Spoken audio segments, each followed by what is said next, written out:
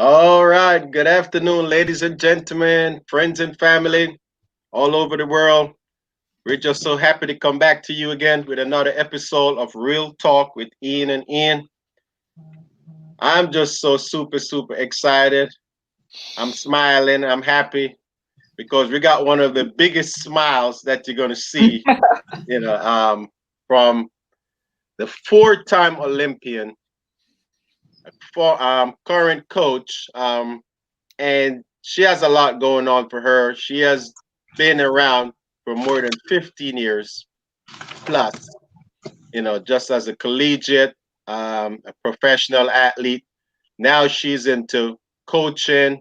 She's also a meet organizer, and she's just doing big things. So we're gonna just hand you the platform over to Mr. Ian Thomas, the health and wellness specialist. Yes, so as we say, we just want to welcome our audience yet another week to the platform. You guys have been supported since we've started.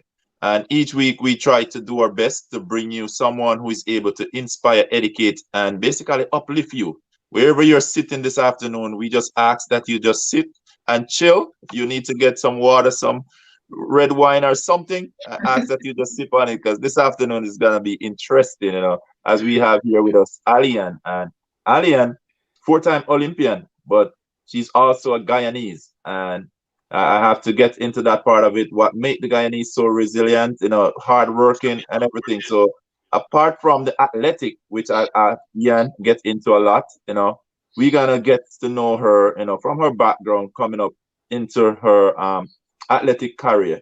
So this afternoon, we are so happy to have here on the platform with us, Aliann. We just want to welcome you to the platform, and we already see the big smile, but welcome here to Real Talk with Ian and Ian. Thank you both for having me. It's great to be with you.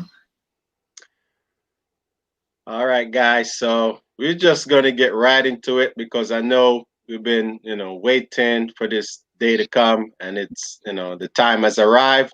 So we got a whole lot to talk about. We're just gonna talk a little bit about our track and field career, where that all started, and then we're just gonna go into her collegiate career. You guys are gonna know about all four Olympics. We're excited to find out which was her most favorite Olympics. I was in Sydney, Australia, with her during that Olympics. But she, I was only fortunate to make one Olympics. So, I'm still, You've done still, other. so she's gonna tell me some of the stories that I actually missed.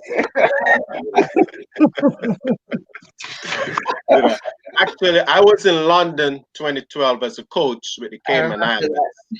Yeah, So, so that was a great but you know the experience. stories. Repeat that. You know the stories then. Yeah, I just, it just right in between Athens, one of my favorite country, Greece and Beijing. Still, was the magic with the start of like Usain Bolt, where his legacy started. So it's a whole lot go on. But you see, all these, races. I know pretty much. Let me tell you, Ali, and once she's finished competing, she's gonna enjoy the championship. So she has a lot of insight. She's from a small country and she got a smaller team. So she got friends from every country. She got Jamaican friends, she got American friends, she got all the other Caribbean.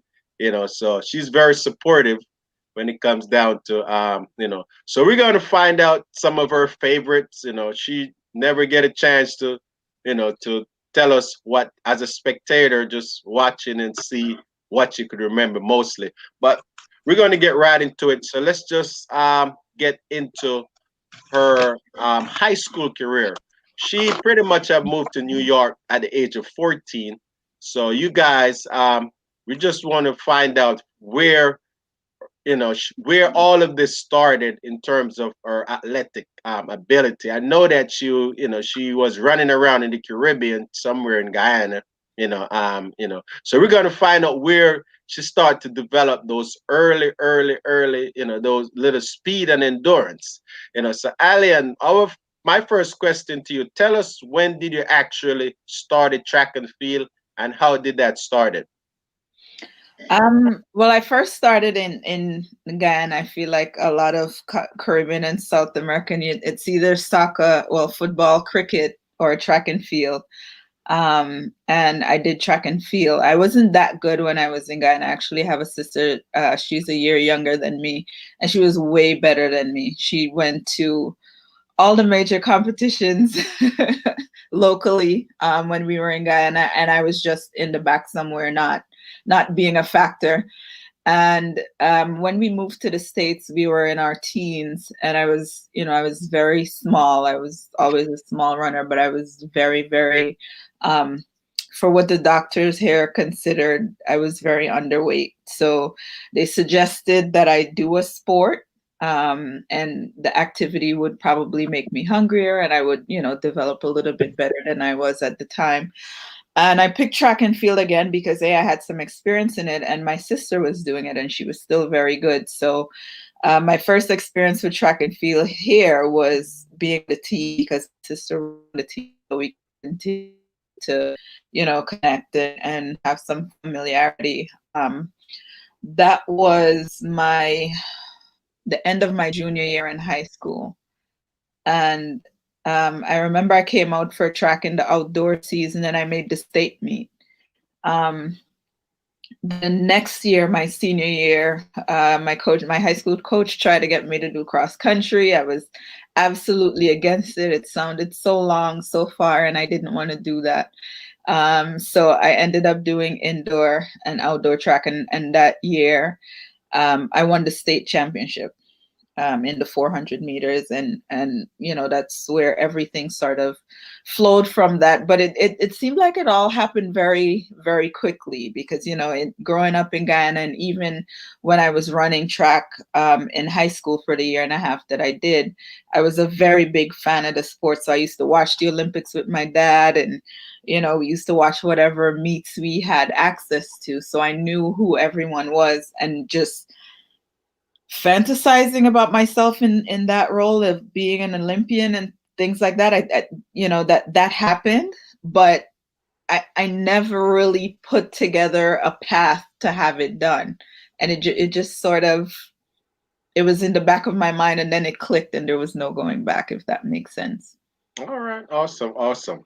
So my second question is, did you actually get a chance to represent Guyana as a junior? I know that you have heard about the Carifta Games and all these Jamaicans and all these people that dominated. So did you actually represent Guyana as a junior?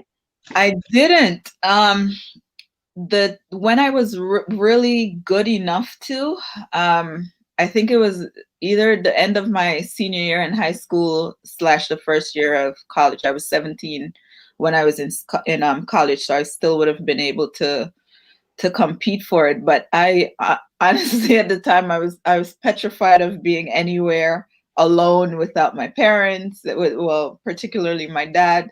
I was living with my dad at the time, and I just never did. I never pursued it. And it wasn't actually until after college that I really looked into competing for Guyana, because I never thought I was that good. I'd see the Carifta results, and I would never place myself there.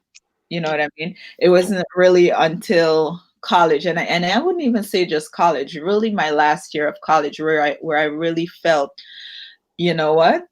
I could be decent at this. Before that, it was just going through the motions. All right. Let me get to one more question before Ian comes in. So in terms of your high school career, obviously you won the state champion. Tell us a little bit.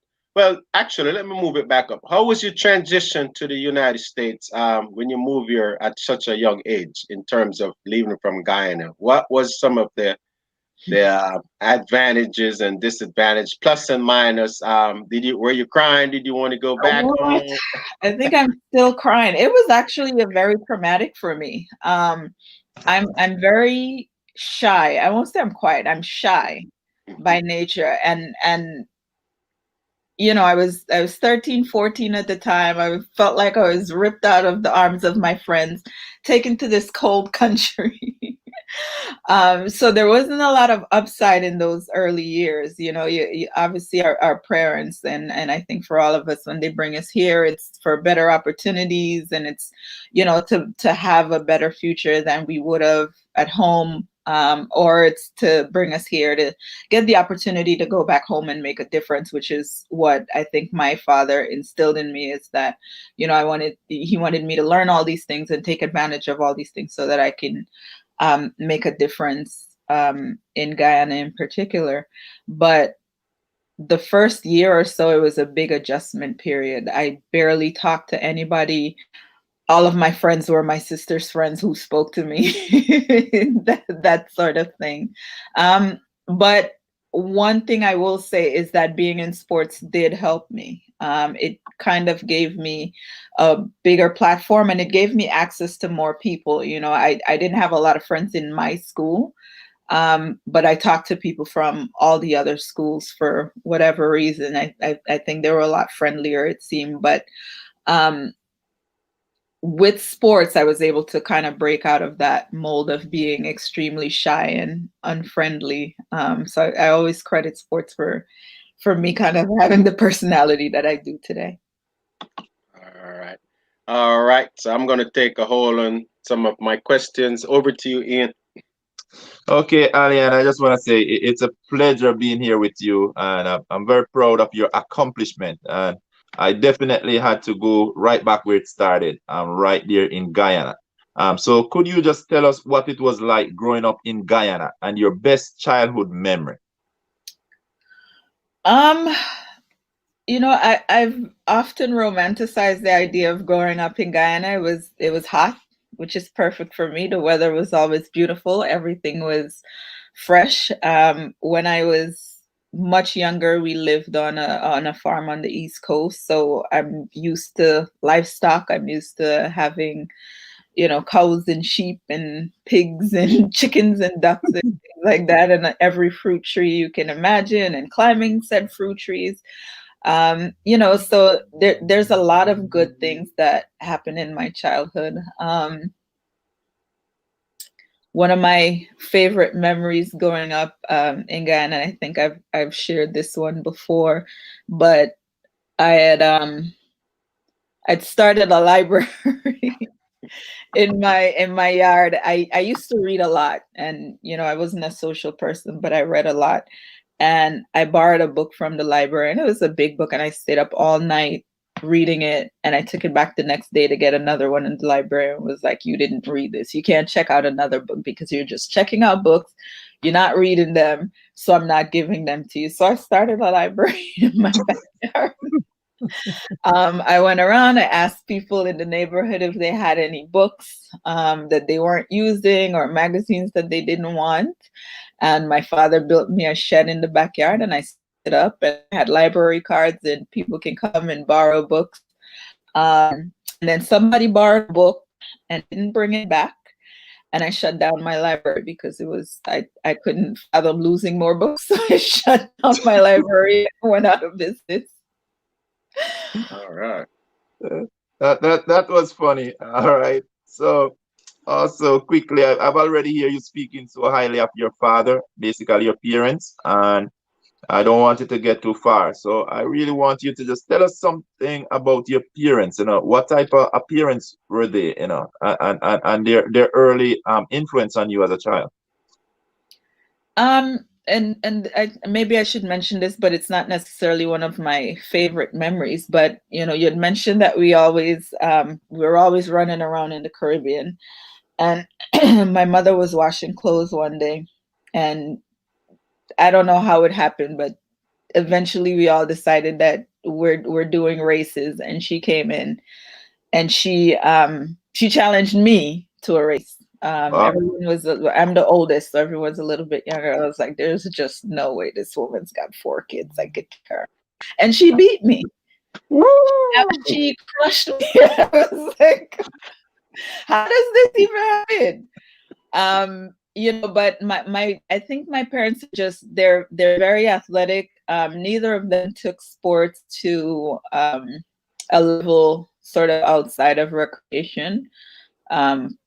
both my mother and father, they ran in school when they were younger, but outside of that, once they got out of school, they kind of put it behind them. But they're very athletic people. They're very, I think, healthy people, and they have fairly healthy lifestyles. So that I think set me up, in that I wasn't coming to sports with baggage. I had healthy eating habits to start with, which, makes things a little bit easier when you're training for the Olympics and you're used to eating healthy things and things that your body needs. It's one less battle you have to fight, right? So I was used to that early on. And you had mentioned the work ethic of Guyanese people. It definitely started for me with my dad. I don't think anyone works harder than than my father does. And I think he set a fairly good example of, making sure that we work for what we want. A lot of things that happen by accident or by fate, I grew to believe that they happen because you laid the groundwork somewhere else, not necessarily because you had no part to play in it. And that's one of the major philosophies that I got from my dad. Okay, great. I really love that. Also, want to go back down into your culture there. You mentioned basically having things, the farm and so forth. But I just want to say to the audience who are watching, I personally have encounter with Guyanese. At least two of my managers, back in Jamaica. I used to work for a sugar company called Appleton. I have two managers, agri overseer, and they were amazing. A lot of my management ability now came through having them as a manager back then. And I just want to say to the people, you guys are really good at being leaders, because they were they lead by example, what they did over the years. And I just want you to speak now of the country on a whole, and also you guys resources, because it seemed like sugarcane was a big factor there, because they were skilled workers. So we get them, even though we're Jamaican, we have sugarcane. We went all the way to Guyana to bring these guys to Appleton to help us out, especially with the water. Do you know anything about sugarcane and that side of the farming there? Yeah, for a long time, sugar was our main export. We had all the sugar estates in Guyana. It was one of our biggest money makers. We also had bauxite and rice, which was pretty big too. And rice is still fairly big in Guyana. But yeah, we I remember when we went to school there, we would actually do tours to the sugar estates and see the different things that are made from sugar, how they do some of the alcoholic beverages that are derived from sugar. So we would see the whole process of that. But in terms of the work ethic and that we're known for, and gold also. Gold was one of our bigger exports. But I feel like it starts young. Like it's the importance of education and being able to work for the things that you want.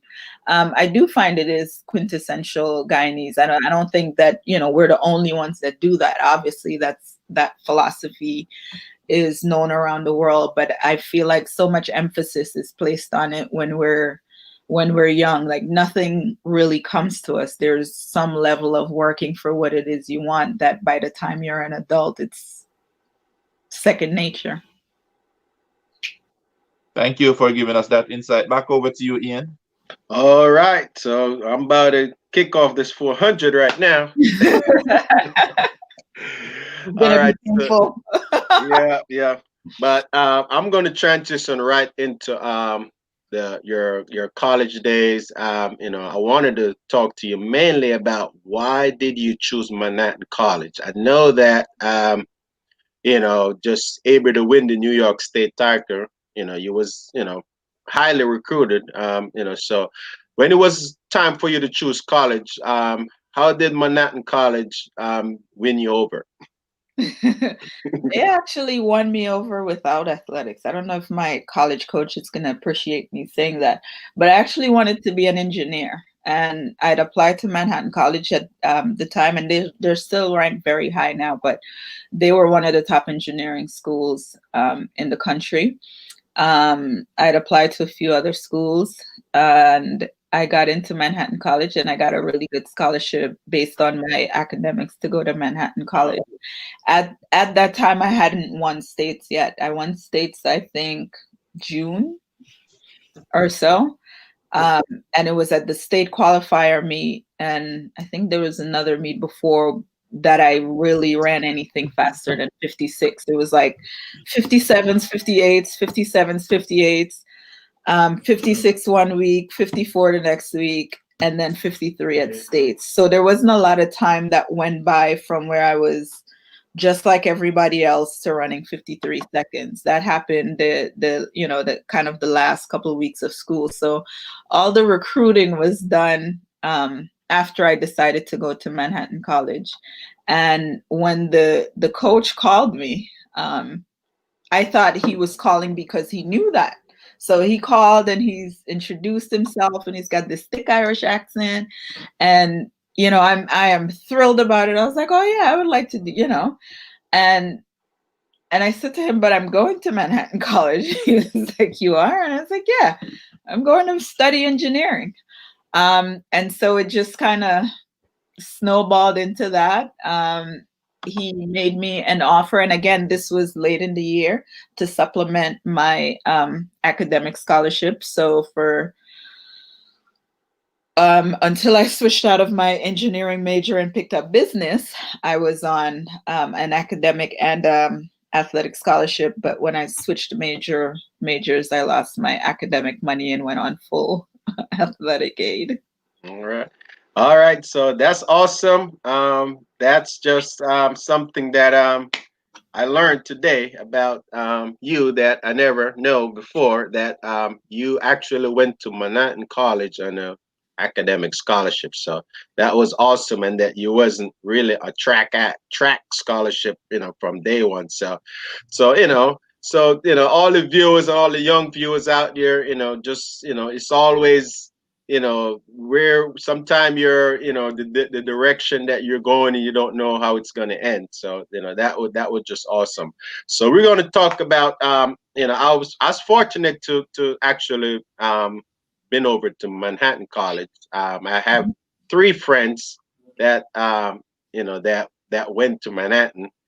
Conroy Daly. Yeah. So that's one of my mentor in high school. He still mentor me to this day. Good guy. Very good guy. Yeah. And Delroy Pang. No, did Delroy go? I think, I don't want to get that wrong. I don't think Delroy go, but obviously there was somebody else that I'm missing. I think is was it Michael Williams? Yeah, Michael Williams was there, and I believe Dane Edwards. Yeah, Dane Edwards was there as well. They were all around the same. I think they were the same year or within a year of each other. Yeah, I know all those guys. And I remember last year when I was a freshman. Yeah, I remember visiting New York for Christmas holiday to visit some family, and I snuck over there and trained in the indoor track when I was at George Mason. So great, excellent facility. I'm sure you make the best of it. But anyway, let's get into some of your accomplishment at Manhattan College. I believe that you're now a Hall of Famer from Manhattan College. So that's another thing to your resume.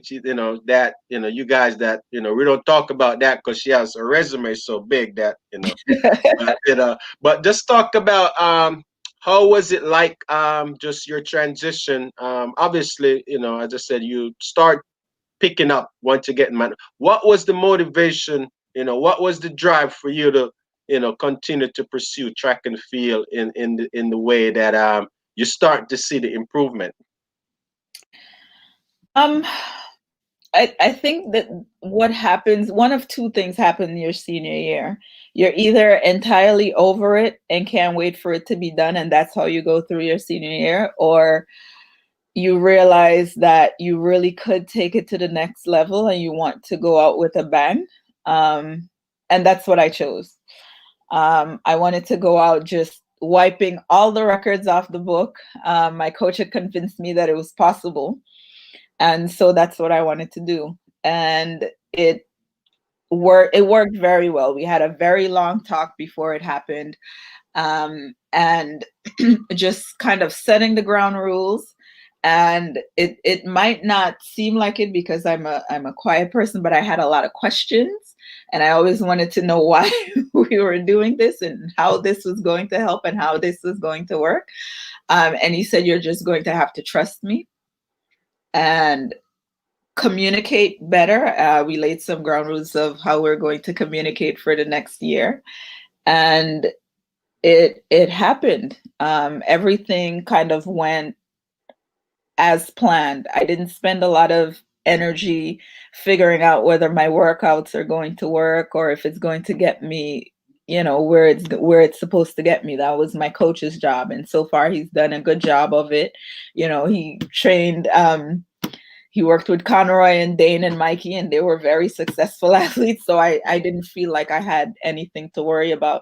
There was also this sense of urgency because it was my last year. And the summer before that, I finally decided to take on an internship in my major, which was finance. So I was on Wall Street all summer, and I absolutely hated it. Absolutely hated it. I didn't think it fit my personality. It sounds sexy as hell on paper, to be a big Wall Street broker and a financier and doing all of this stuff with money.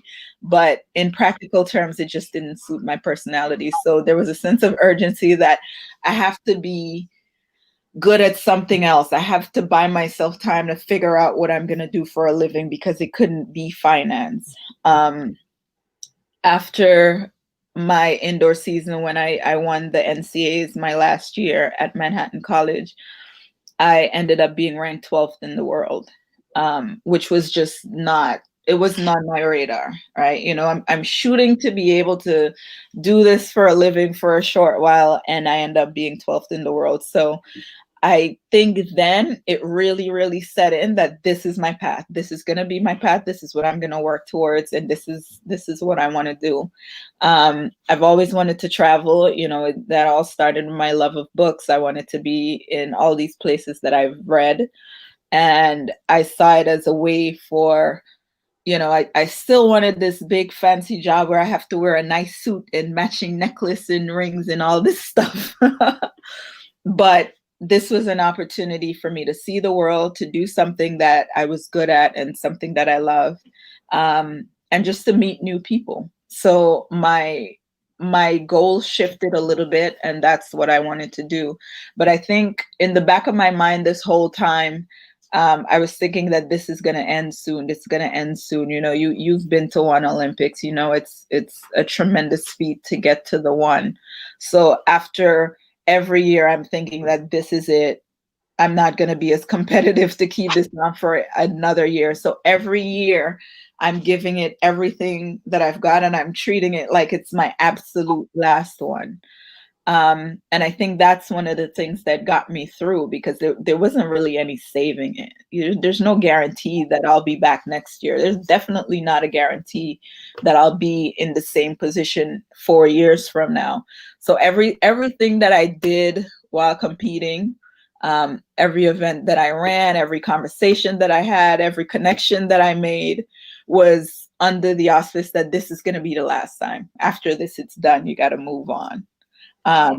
So I think that allowed me to have a lot of fun while I was doing it, and definitely to milk it. Right. And I think, I talked to a lot of the athletes that were my contemporaries then, that are into different things now. I just never said no to any experience while I was competing, all the, like, Sydney, I think you did better than I did. I was out in the first round, and I was like, I was floored. I was embarrassed. It was like I came here and I flopped. I think I ran my season's worst. It was a horrible experience the day of my race. And then after that, I was talking to everyone. I find everything exotic in Australia. I ate all the food. I probably ate all the lamb there was, because I love lamb, and it's big there. I talked to all the coaches. The athletes, you can't disturb them. So I ended up talking to my competitors' coaches and finding out what I was doing wrong and just, learning more about different things. And one of the experiences that I got that I think kind of jump started my move to administration a little bit is that whenever we went to the meet, we sat kind of as a team, and the president of our Olympic Association was there. And so the athletes would kind of wander off by themselves just at a little distance, but I would sit there and listen to their conversations and see kind of what's going on and what's happening. And from that, one of the things that I learned that I think it's a valuable lesson to this day was that whenever something was wrong or whenever there was a problem, I would talk to him directly, or I would talk to my association directly. And I think what happened that cemented that there was another athlete that was having a problem. And I was there when he was having the trouble, and he explained what his trouble was. And the coach was explaining to someone else what the problem was, and it was not even close. And I was like, all right, self-advocacy is going to have to be your priority, because nothing's going to get solved if someone else is speaking for you. So, I learned a lot out of that first experience. And biggest of all is this might not happen again, so you better make the best of it. All right, excellent. So, just let me just move back a little bit. I just wanted for you to talk to us about being winning the NCAA championship for Manhattan College. Just see if you could bring us back to that day and just tell us, was there something you was expecting? Did you think you have a good chance of winning going into the race, and were you surprised? Honestly, I was not surprised. So my last year of college, I was undefeated. I didn't lose a race that entire indoor season leading up to it. And it's funny because I in my post-race interview, instead of an actual interview, I had an argument with the broadcaster. Because he was like, you're kind of a dark horse, you came out of nowhere, no one expected you to, how do you feel, is this a surprise? And I was like, it's really not. Like, I haven't lost a race all year. And a few weeks before that, I broke the NCAA record in the 500 meters, so I know I was strong. So if I was anywhere in it, something good could happen. And he was like, yeah, but you have Mickey Barber, you have who else is in the race? There was a girl from Nebraska, Stella, and a few other, and he's naming all these names. And I was like, I haven't lost, bro. I didn't come here thinking I was gonna lose. And that was our interview, this back and forth of him like trying to get me to say that, I expected differently, when honestly, before I even got there with talking to my coach, he was like, you can't lose this race. There's no way you should lose this race. Every week your times are dropping. You just did this tremendous jump in the 500. We're doing this speed work. It's going to come together. Everything is perfect. And that's how I went into that race. And nothing was going to shake that. And if you know anything about Mickey Barber and the way she runs, she takes out like a bat out of hell. And it was almost like an outer body experience. And I was like, don't go with her. You have this 500-meter strength to count on. Don't let her get too far. Don't put too much of a daylight in it between you two, but don't go with her. And I didn't. I had the presence of mind to kind of run the same races that I've been running all the time, to keep people within reach, but not necessarily outside of my pace. And I think it came together in the end. Now, Mickey Barber is going to tell it a little bit differently, but she tried to knock me off the track. And I stand by those words. All right. Well, look, we all know that track track is becoming a contact sport. I know. And she had this strong elbow, and she threw it, trying to knock me off the track. But we're actually pretty good friends now, and it used to be, I think, a point of contention a few years back because people would bring it up and say, "I remember that time you guys fought." Like, she just elbowed me. But it's something that I remembered vividly because I actually don't have too many experiences where going into a big race, I knew I was going to win. Okay. And that was one, that was one of them. So maybe that's, in retrospect, that was my problem. I need to go into everything thinking I got it, I'm going to win it. But that was, I think, one of two races that I felt I was going to win going into it.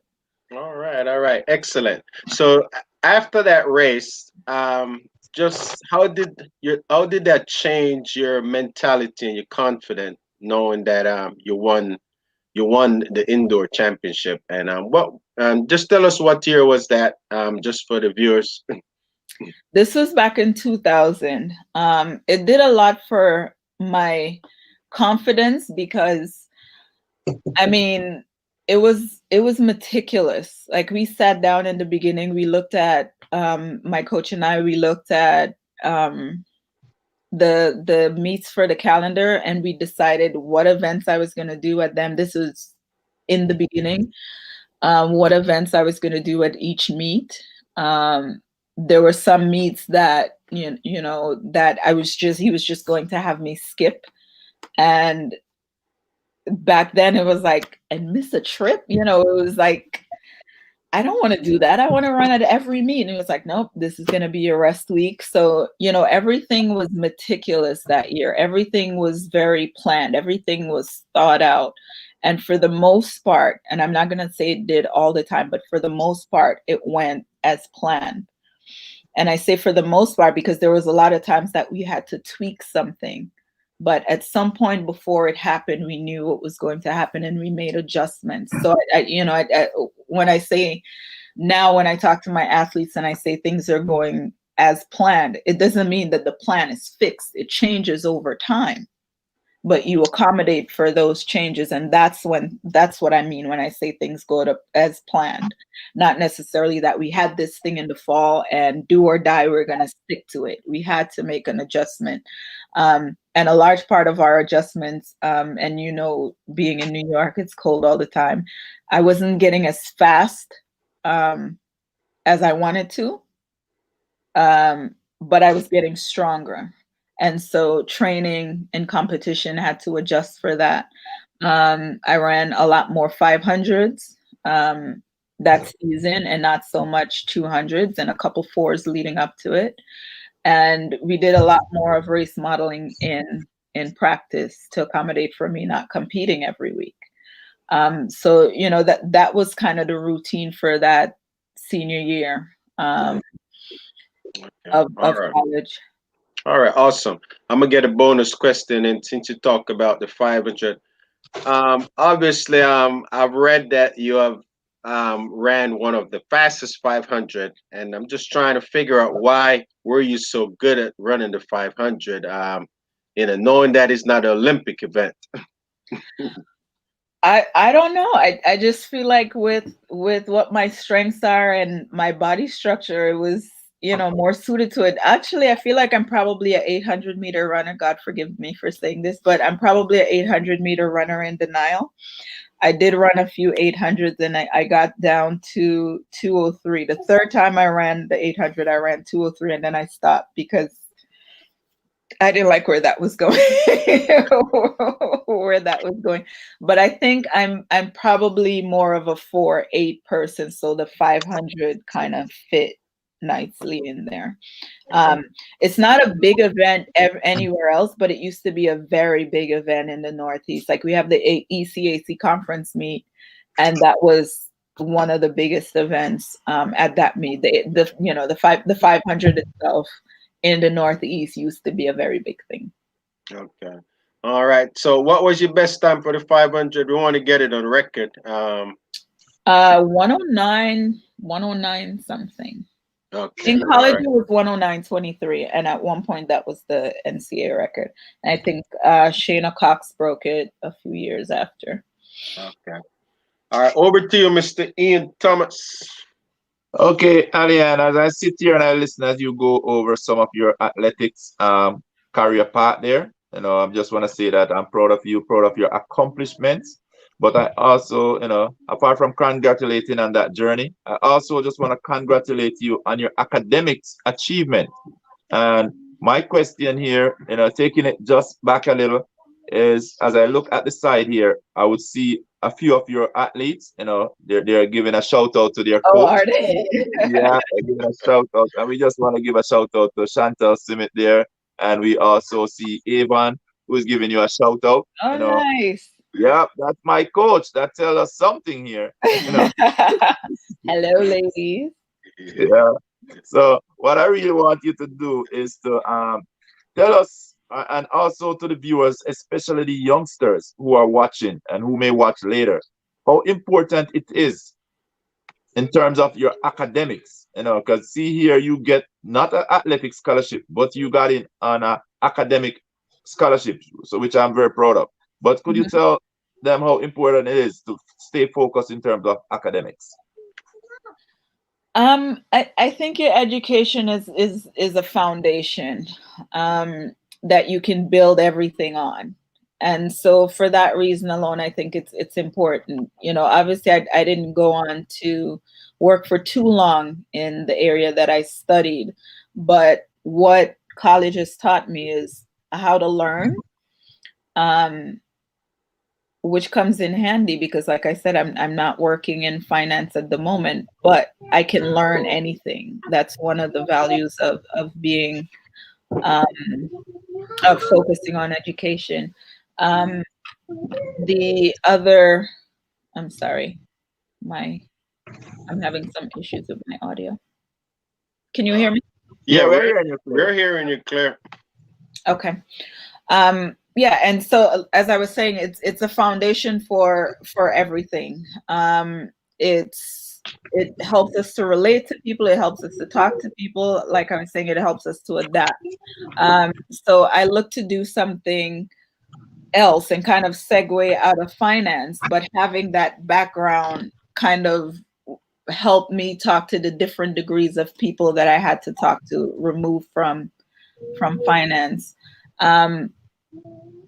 Even now, if you're a phenomenal athlete and you know that you're going to only go to college to do athletics, it's very difficult to not be a good student just because of the way the NCAA system is set up. You can't really be an athlete without being a student, right? There's certain minimums that you have to do. And the other thing is, if you're going to do anything, why not do your absolute best at it? Right? Why go to college to be a student athlete and focus on being an athlete and waste an opportunity? One of the things that my father talked to me about when I was going off to school to be a student athlete was the cost of the education. That the running part was essentially, it's not really free. It's what you're giving to the school in order to gain this education. So you're working for this education, and this education, I think at the time it was like $20,000, is costing $20,000 a year. So what are you going to do with this $20,000 a year? Now we're talking about education in the high 50s and 60s, right? It's costing over $50,000 to go to college these days. So what are you doing with that money, right? Are you actually wasting that money, or are you taking advantage of it? So I think it helps to think of it in terms of that, of either utilizing or wasting your salary, which when you're in college, that's essentially what your education is. That's your payment, that's your salary, is that degree, whether or not you're going to waste it in your time in college. For my girls, and I just saw another one of them popped up on the screen, but I tell them now, and I stay behind them all the time about their education. Their academic advisor lets me know what their grades are, what their progress reports are, their midterm grades, final grades, everything that's happening with them academically. I want to know about it because it goes hand in hand. I don't want someone to come to St. John's University for just the one thing, not when there's so many more opportunities available. Ian Weekly, you know me, and you know I'm queen of taking advantage of stuff, especially if it's right there.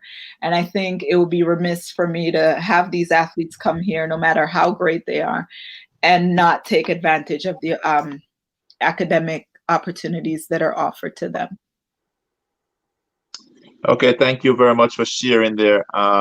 Quick one, Aliann, if you were to give a shout out to some of your early influencers who would have molded you, for example, your teachers, take this minute to just give a shout out to some of those early childhood mentors that you have there, if you wish to.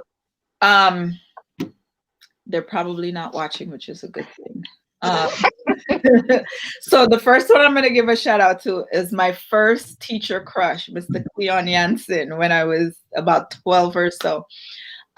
He gave me a book. This is how it all started. He gave me a book, To Sir with Love, and I read that and I was like, this is the man I'm going to marry. At 12 years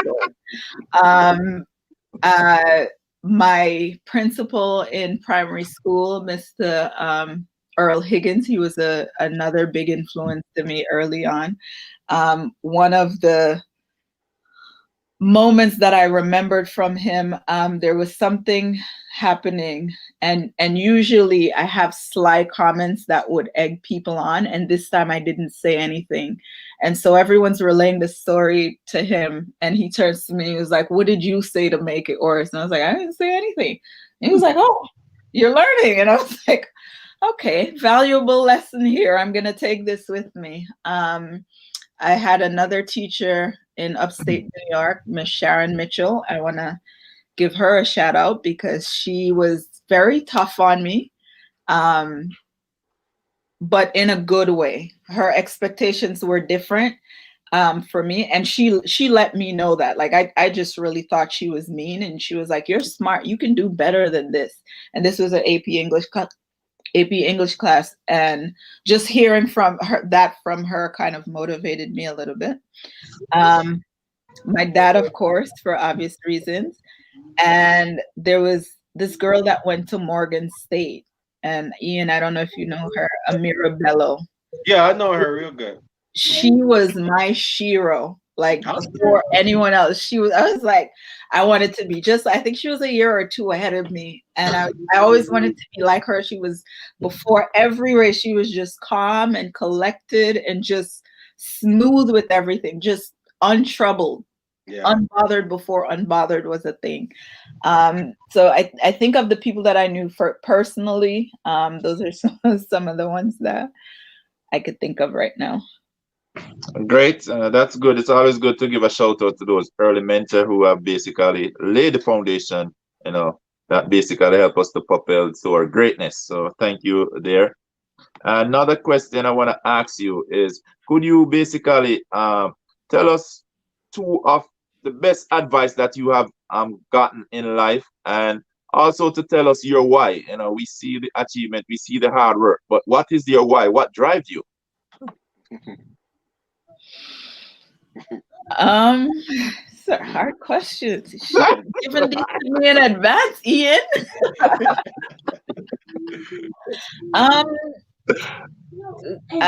I've gotten a lot of good advice. And my coach and I talk a lot, and he talked me through most of my athletic career decisions and even the transition, and even actually leading up to what happened at St. John's earlier this week with the promotion. So he's been someone that I've always stayed in contact with. And I think one of the best pieces of advice, gosh, there's so much that I got from him, was probably probably around why, leads into your second question of why I was doing this, just to make sure that my motives were kind of pure and more selfish. Because he never really thought I would get anything out of it if I did it out of duty rather than passion.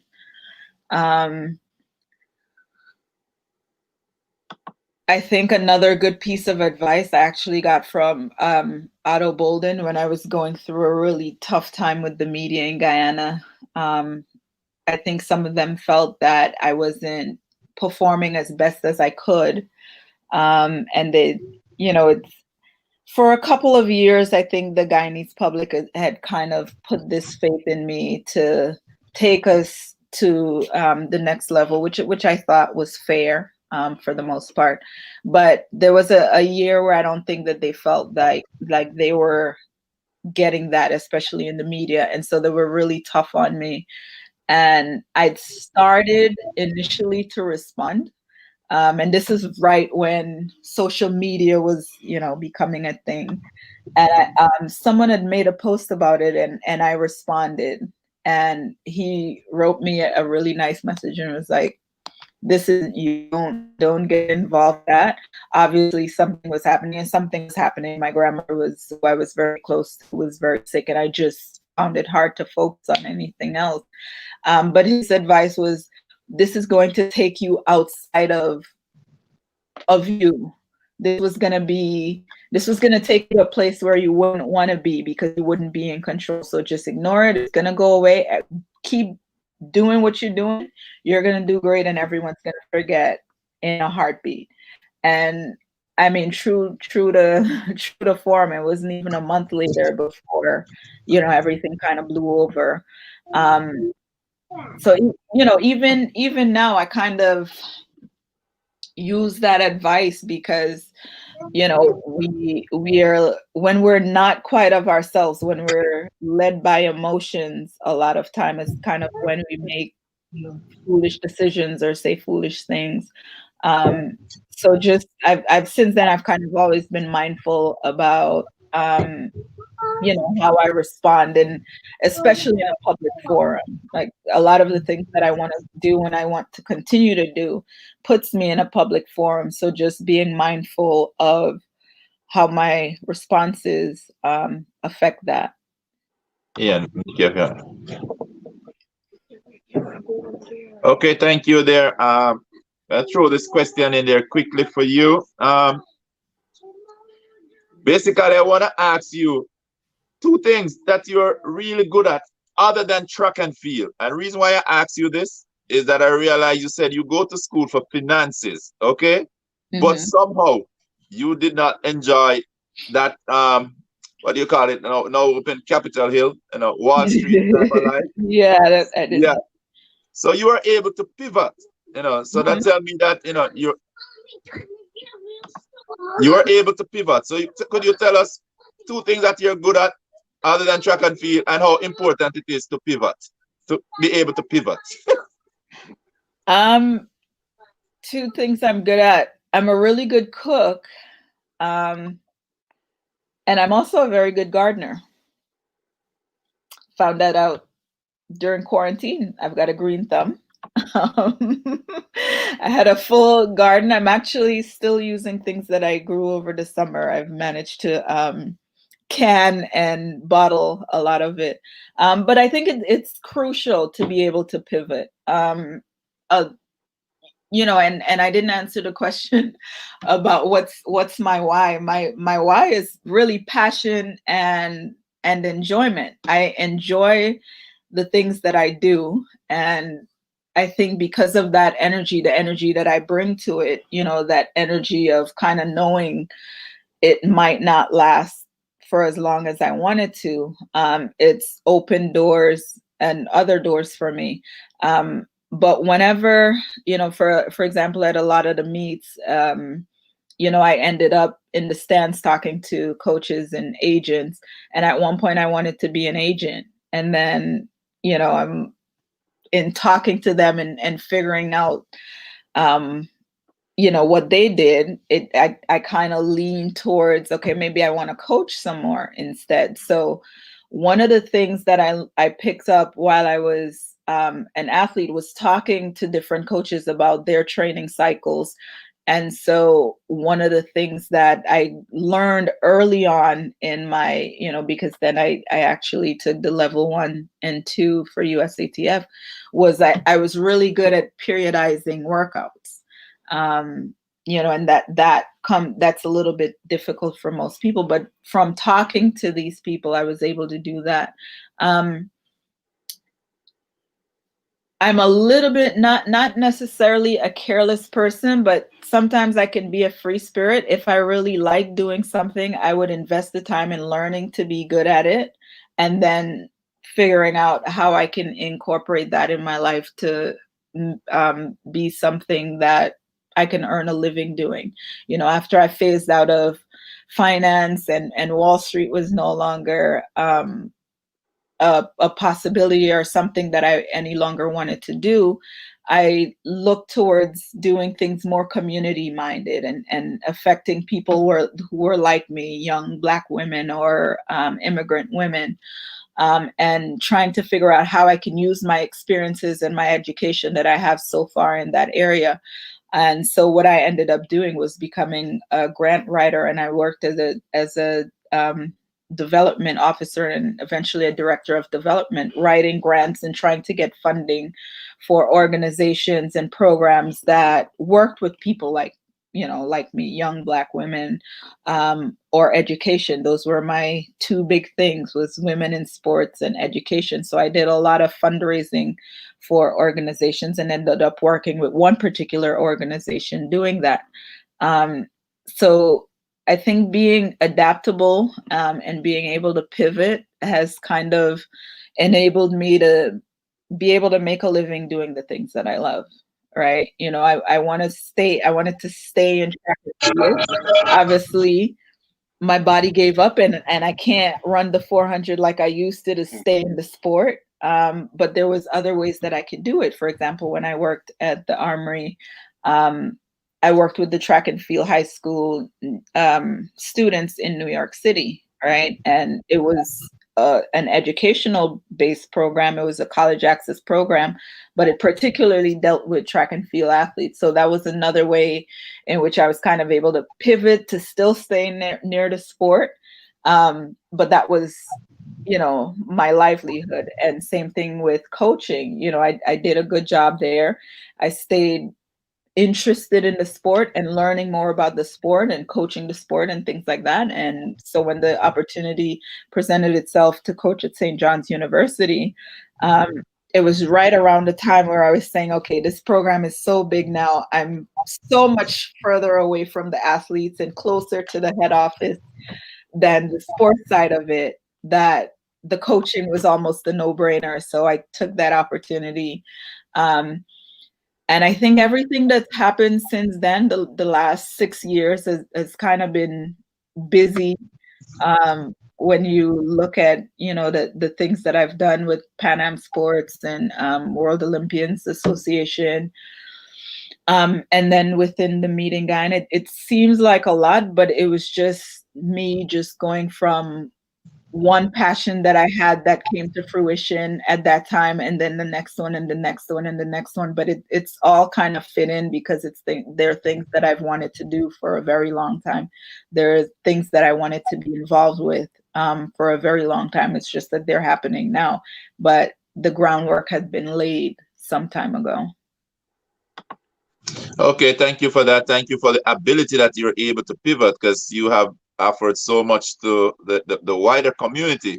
You would have just up there in Wall Street doing your thing, but now I know your athletes are loving it. The Olympic Federation, the sports itself of athletics is just loving the fact that you were able to pivot, and here you are doing so much great things in athletics. So I'm just gonna turn it right back to Ian there. All right, guys. Thank you. So, guys, we're going to get right back into some of the easier questions for Aliann. Aliann is doing great. The track and field part. So I just, I'm probably going to skip the Sydney Olympics. You kind of tell us a little bit about that, in terms of, it was your first, and but I just want to say that I have the same feeling that you have for many years, in regard into, I kind of just never like to talk about the Olympics, but it was one of my biggest experience. But because you didn't perform as best or as good as you wanted, you always, I have to tell it two part of the story. So, Right. that's I have to say, look, I was in the Olympics, then you know what's going to be the next question. Right. Exactly. How did you do?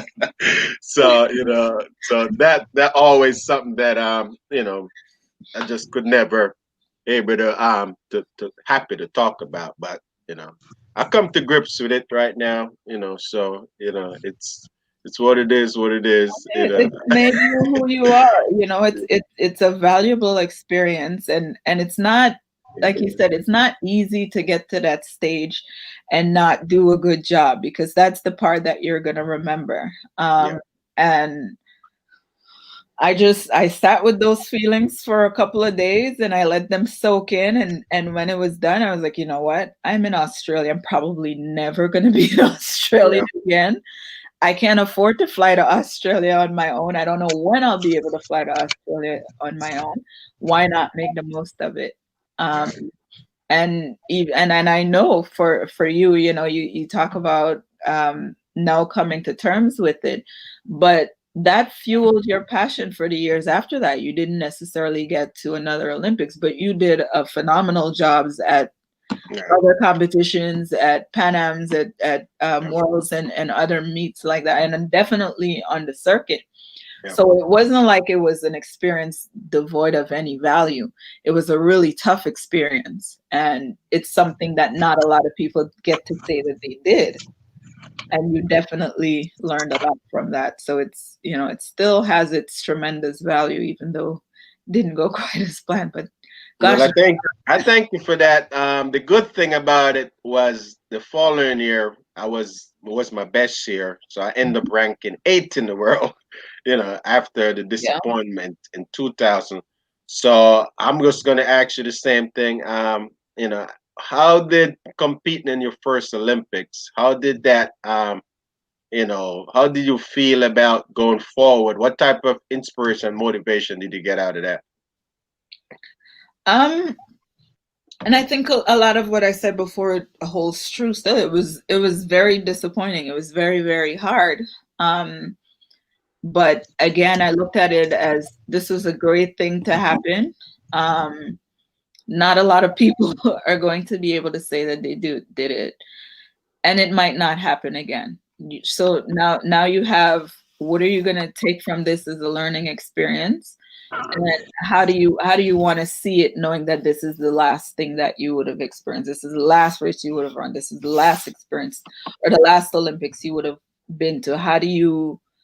What memories do you want to create around this? What lessons do you want to learn from this, and what memories you want to create around this?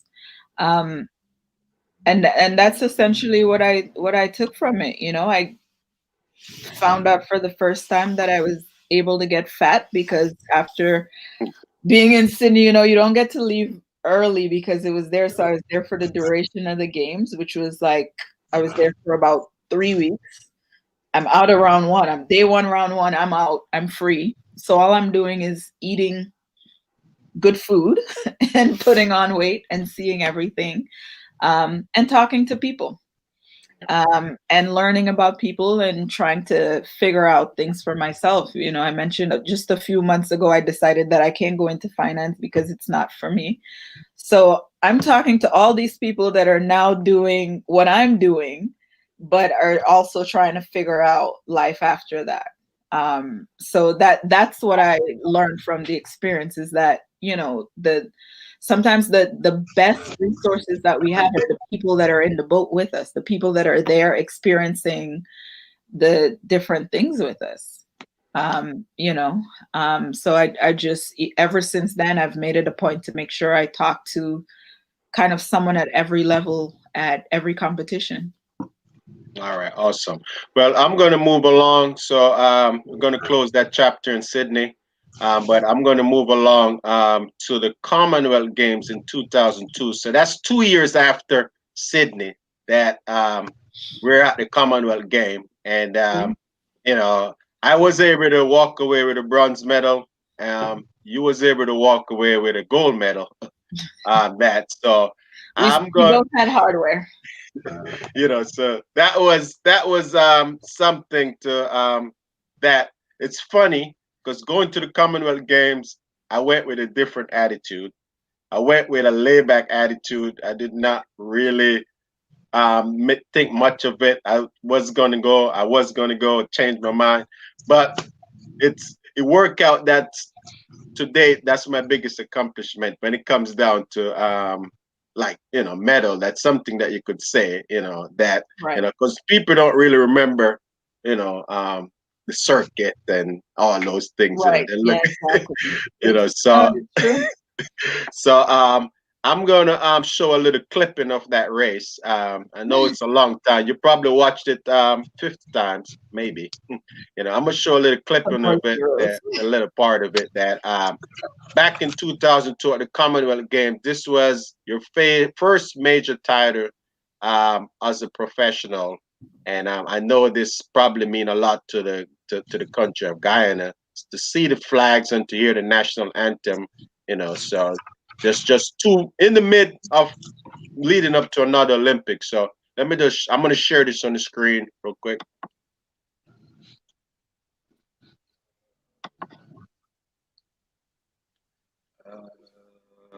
Yep. Yeah, play. Show just a little part of it.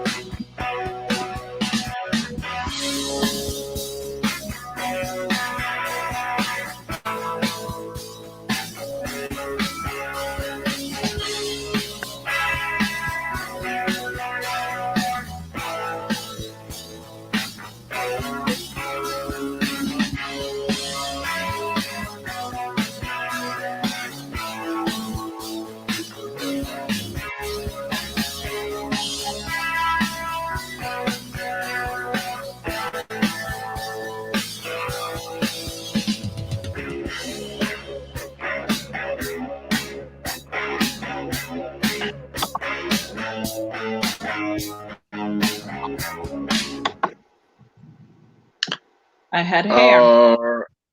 Oh.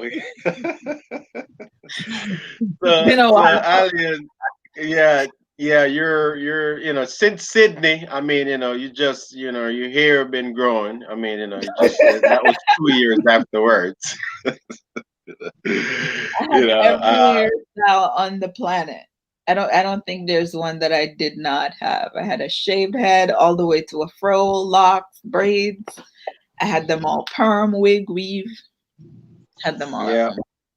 I know you have got the rude boy part on the side here. There's a couple of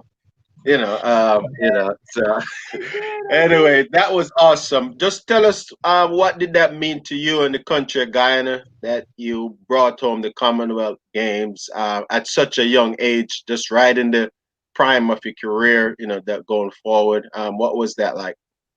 It was huge. It was huge, huge, huge. And we celebrated in the village, in the Commonwealth Games village. There was a pretty sizable Guyanese contingency there. Clive Lloyd was living not too far away at the time, and he's one of my favorite athletes, and he was there. And so right away to be able to celebrate with the team and someone that you respect so greatly was amazing. And then I went back to Guyana maybe a few weeks later, not even a month, I don't think, and they had a complete week set aside to celebrate it. It was the first. I was the first woman to win a Commonwealth gold.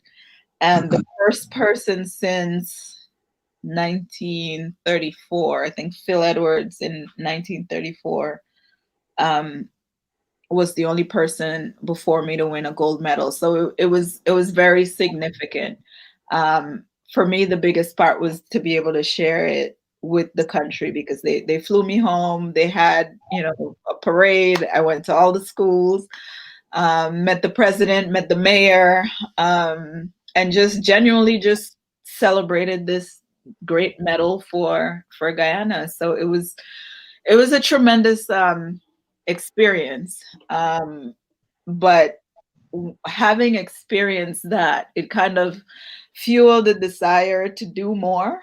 And not just do more but to kind of do it around a team. So after that, I spent a lot of time like trying to get a relay together, because, Guyana is always a small team. At that time, it was me and Marion Burnett at all of the big meets for track and field. So, we just kind of trying to develop the sport and figuring out what to do from that end kind of stemmed from that experience of just us being out there and being so few, but still being able to accomplish. Like I always believe that we had the athletes.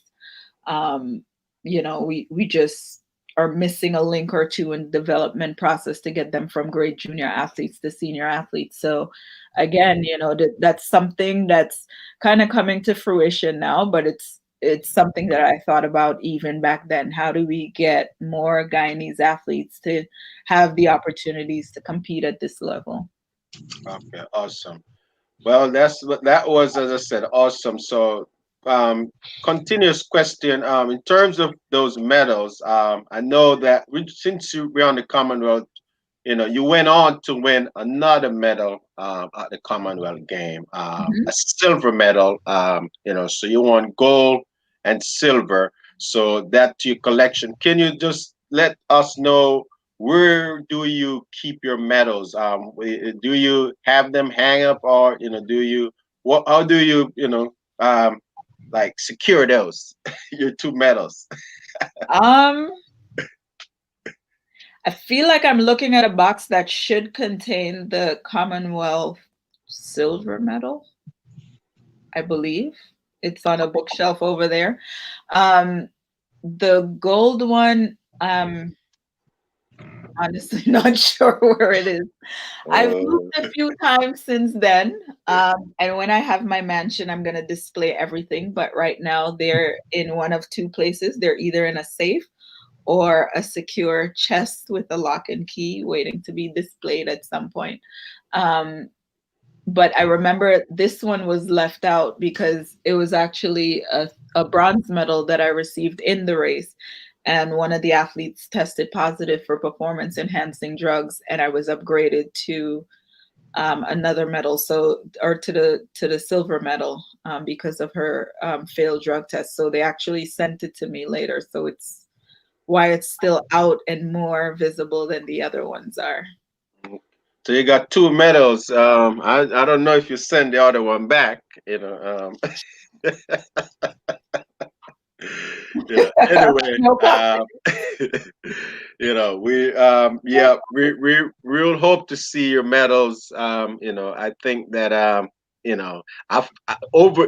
some point in my career, I kind of was like that, until one day I bump across my medal and I say, you know what? Yeah. I'm gonna put this in a nice case and put a light on it. So I think it's something that I'll do. I think eventually. I'm waiting for my mansion. I'm waiting to manifest this mansion where I have a specific room to display everything. Okay. That's holding me back. We don't want to forget those earlier medals. You got plenty of participation medals that we're going to talk about when it comes down to the World Championship.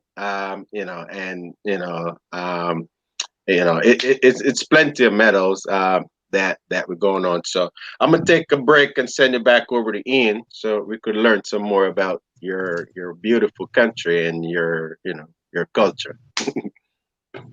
All right, Aliann. This one you would never get away with. This one, man. You say you better be thinking what's coming next. I tell you. You know, you I'm a mentioned. little nervous now. All right, you Nervous. no need to be nervous because actually this one is coming in regards to your neighbor. I guess you know who I'm gonna ask you about, right? So what you don't know, I'm a cricketer. Okay, I play a lot of cricket. Okay. I hear you mention a name there, Clive Lloyd, being one of your favorites. All right. So what I really want you to do is to tell our audience, because trust me, Clive Lloyd is loved across the world. All right. Yes, but he's ours. He's all of us. West Indies. Yes. So, so those of the audience, I couldn't let you get away with this because I know they're watching and you just call a name like that. It could be a random name because not many people know about cricket. But I want the world to know that Clive Lloyd was one of the biggest batsmen the world have seen, one of the best batsmen Guyana would have seen, and the West Indies on a whole, they love Clive Lloyd, also captain the West Indies, in cricket. You have the pleasure of living so close to him that he's your neighbor. Could you tell us a little bit about Clive Lloyd, something that probably cricketers don't know, the world don't know, and what he means to Guyana as a country? I didn't live next to him. He was there at the Commonwealth Games in 2002. He lived there at the time. So he was close to us. He hung out with the team. He celebrated with us. He invited us over to his house. I took pictures of everything because I was just such a huge fan. But like he said, at the time, he was one of the best cricketers. Even now, there are not too many people that have surpassed him. He was a national hero, an international hero, and true to what you said, beloved by everyone in the Caribbean. I think I was actually in Australia at one point, and he was there, and just to see the reception that he received was just, to this day, I can't imagine experiencing that. You're at the bottom of the world, on the other side of the world, as a Guyanese person, and people are just excited to see you and just thrilled to be around you, to have that sort of impact. And if you met him, he's just an easygoing guy who's very quiet and affable and just regular, but he's this amazing athlete, this amazing human being. It was thrilling for me to meet him. And if you think I have a big smile now, in all the pictures, I'm all teeth in every picture. It was just a tremendous moment for me. And again, very inspirational to have met him. And in terms of the country, Guyana, how does Guyana celebrate this such achievements by Clive Lloyd? And also, how do they celebrate you as an athlete and he as a cricketer? Well, I think cricket is more, it's probably ranked higher than track and field in Guyana, especially previously. We've had some really good athletes. We've had James Rengills, who you probably would have heard of, or June Griffith, who you may or may not have heard of, but you've definitely heard of Clive Lloyd, and Sarwan and Chandrapal. So Wow. the cricketers, are in a different level just because of what their sport means to the region and to Guyana. So I know we celebrated when he was knighted. Every time he's in Guyana, I know his reception is very warm. He had consulted with the government about the sports and sports policy for a number of years, and his expertise, as far as I know, is something that's always welcomed in Guyana. I think, the way Guyana celebrates me, I think it's a hard question, but I think they celebrate how I allow them to celebrate me, or how I allow, I'm not necessarily a person that likes to be in front of the camera all the time. I find that, it's necessary to do so sometimes, but huge gestures is not necessarily what I like. So I think more so in terms of opportunities, like I was on the National Sports Commission for a number of years. For me to be able to serve in that capacity was more meaningful. Support when I try to do something that would take us all forward. I think that's one way of celebrating, because if it wasn't for that sort of support that I got from the Guyanese public and the government and the sporting fraternities, I don't think that my meet or the track meet in Guyana would have come off the way it would have. And so, there's that. And that's not to say that I haven't had a parade in Guyana, because I have. I've received gifts and funding, as every athlete who achieves at that level receives. But in terms of ongoing celebration, I feel like the opportunities to continue to develop and to continue to be able to put Guyana on the map, I think that's one of the things that that I'm very appreciative of, that we continue to do. Thank you. All right. So far, listening to you, you are highly motivated, and it seems like anything you set your mind to, you're gonna accomplish. But what I want to ask you is, where do you go for inspiration? 'Cause I know all of us, we gotta go deep sometime, So where do you go for inspiration? I go to my dad, I go to my sister, and depending on what it is, I've made a good amount of friends. Like Ian says, I have friends in almost every country.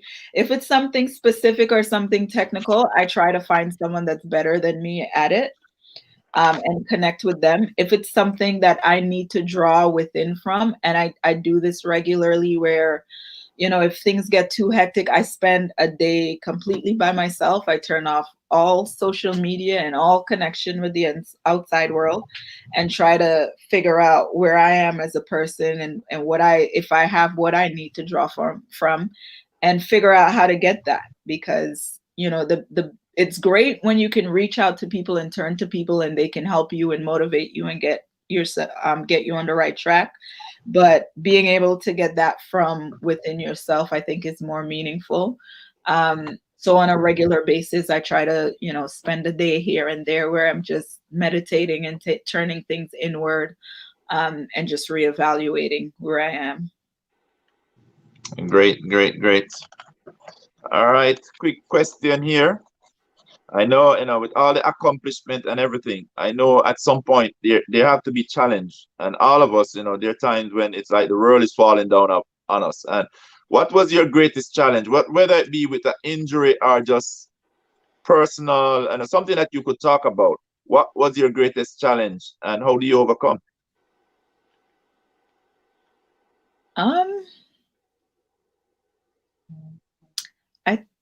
I think my shyness was probably my greatest challenge, and it's still a work in progress.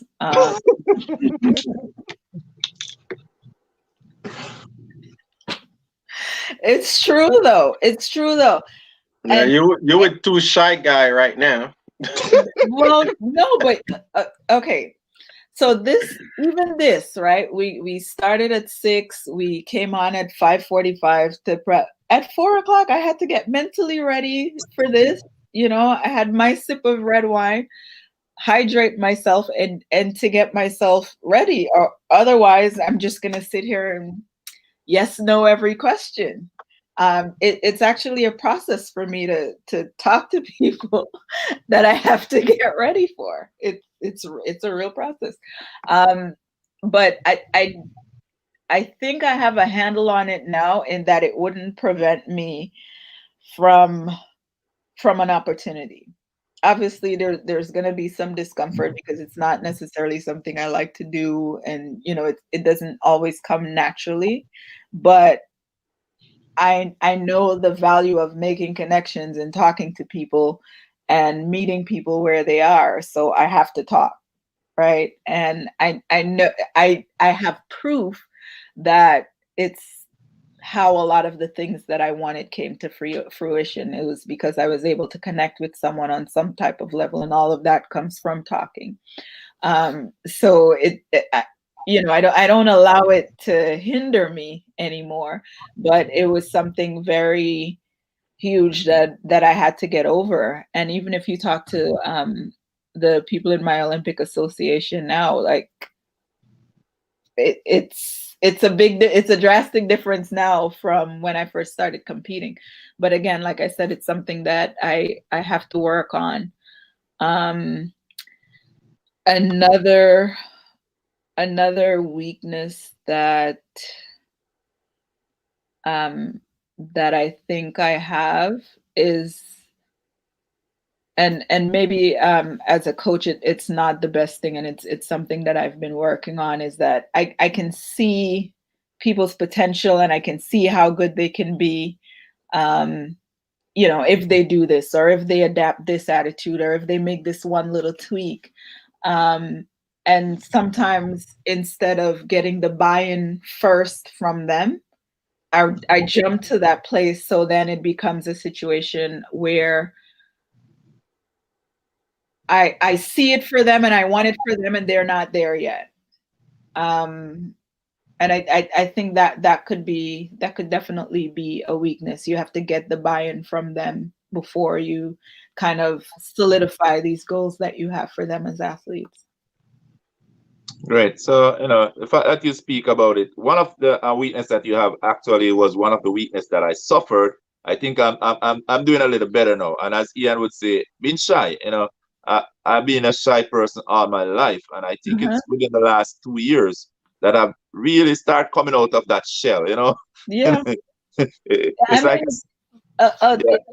in the Caribbean, the culture is children are seen and not heard, and then you're somebody's child for a long time. So for a long time, I feel like I was supposed to be seen and not heard. So it was just kind of silent and in the background. But yeah, but really, it's a challenge that a lot of people face. For me, it's really because of the kids. I knew that I could not continue to be the same person because I didn't want them to come and live the same life that I live. So I would have to make connection. I had to network. I have to talk to other people if I'm really going to change my situation.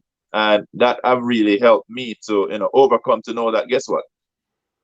The next person is just a human, nothing different. Because I had the fear of just going up to people and approaching them just to talk to them. So, I know people who probably be watching and listening. It's a challenge, but it's something that we can all work on, It just probably, for me, start getting before the camera a little bit more. I start doing a little bit more Facebook Live, and that kind of helped me a little bit, So for all the people who out there who have that challenge, we're going to have you talk to Aliann later on, because she seems to be a very good motivator. She'll get you guys there. Ian, back to you, man. Okay, awesome. Well, I'm going to say something real quick about the shy thing. I'm not going to get in it too much, but I know that when God has called you to do something, right? You could run from it all you want. Right. It's going to chase you down, and not until you just faced it and just say, you know what? Let me just face this, what I'm face your fear, pretty much, because it's pretty much a fear, that you're facing. And I could say that that's kind of my turning point. I just get to the point where so we got another guest right now, live and direct. Can you introduce the guest, please? This is T'Challa. Look, there you are. This is T'Challa. It's a girl cat named T'Challa. Okay, and what old is the T'Challa? T'Challa is 2 years old, right? 2 years.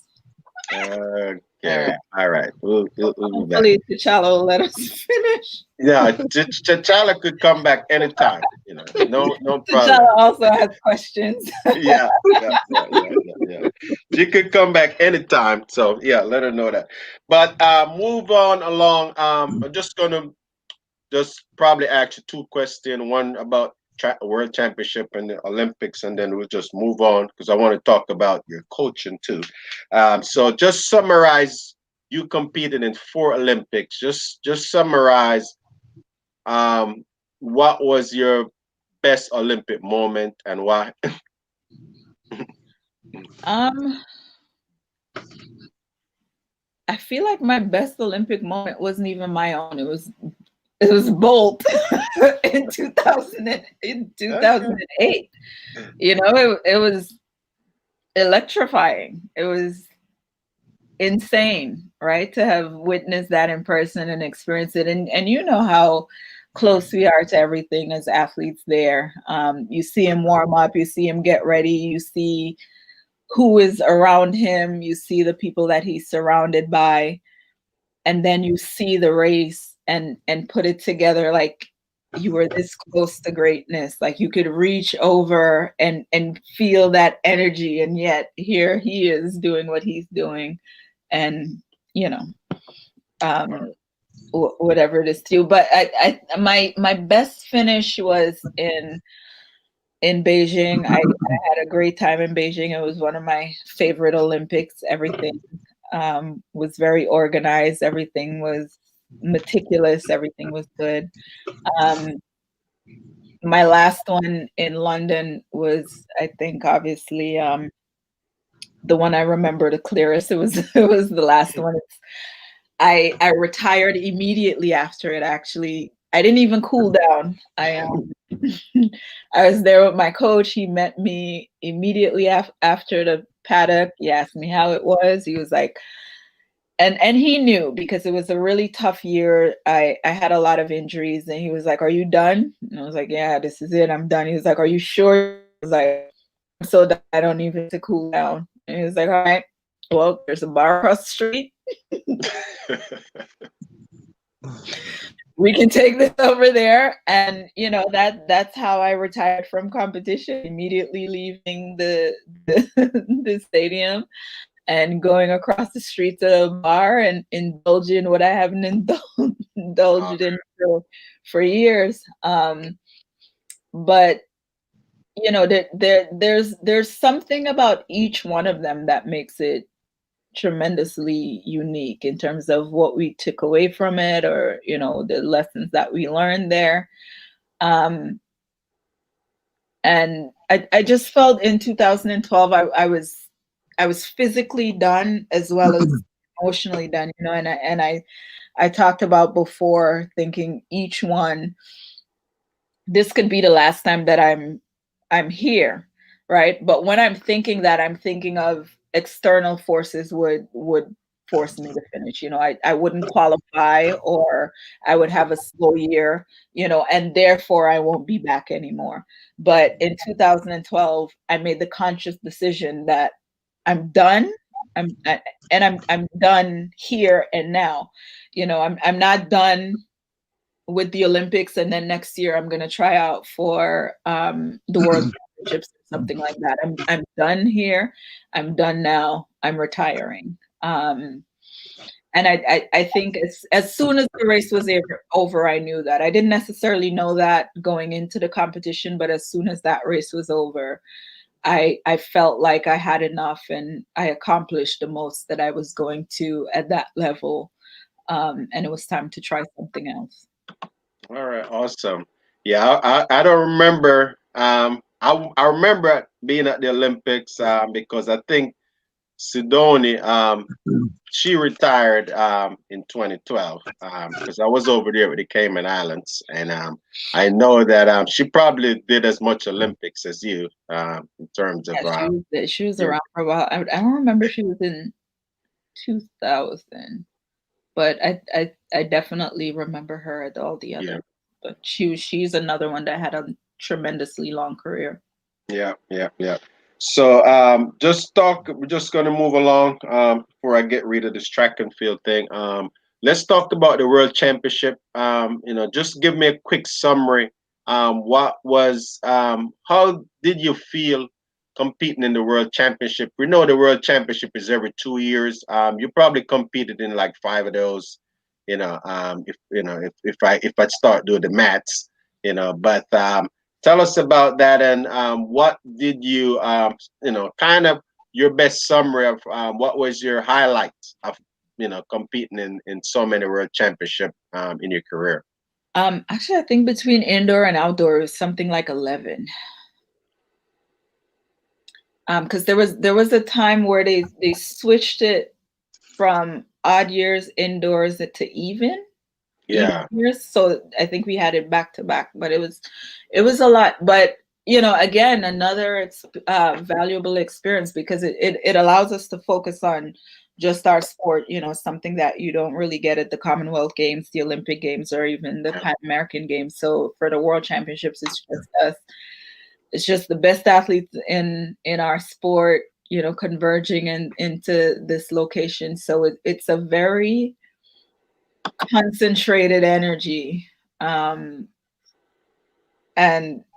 again, each one of them were their own experience. I think my best finish was in Doha in 2010. I got 5th in the indoor World Championships. And then in 2009 in Berlin, I think I finished 11th. And subsequently, 3 people that finished ahead of me tested positive later for performance enhancing drugs. But I think that those were definitely my 2 best finishes. And again, just wherever I went, I used the opportunity after competition.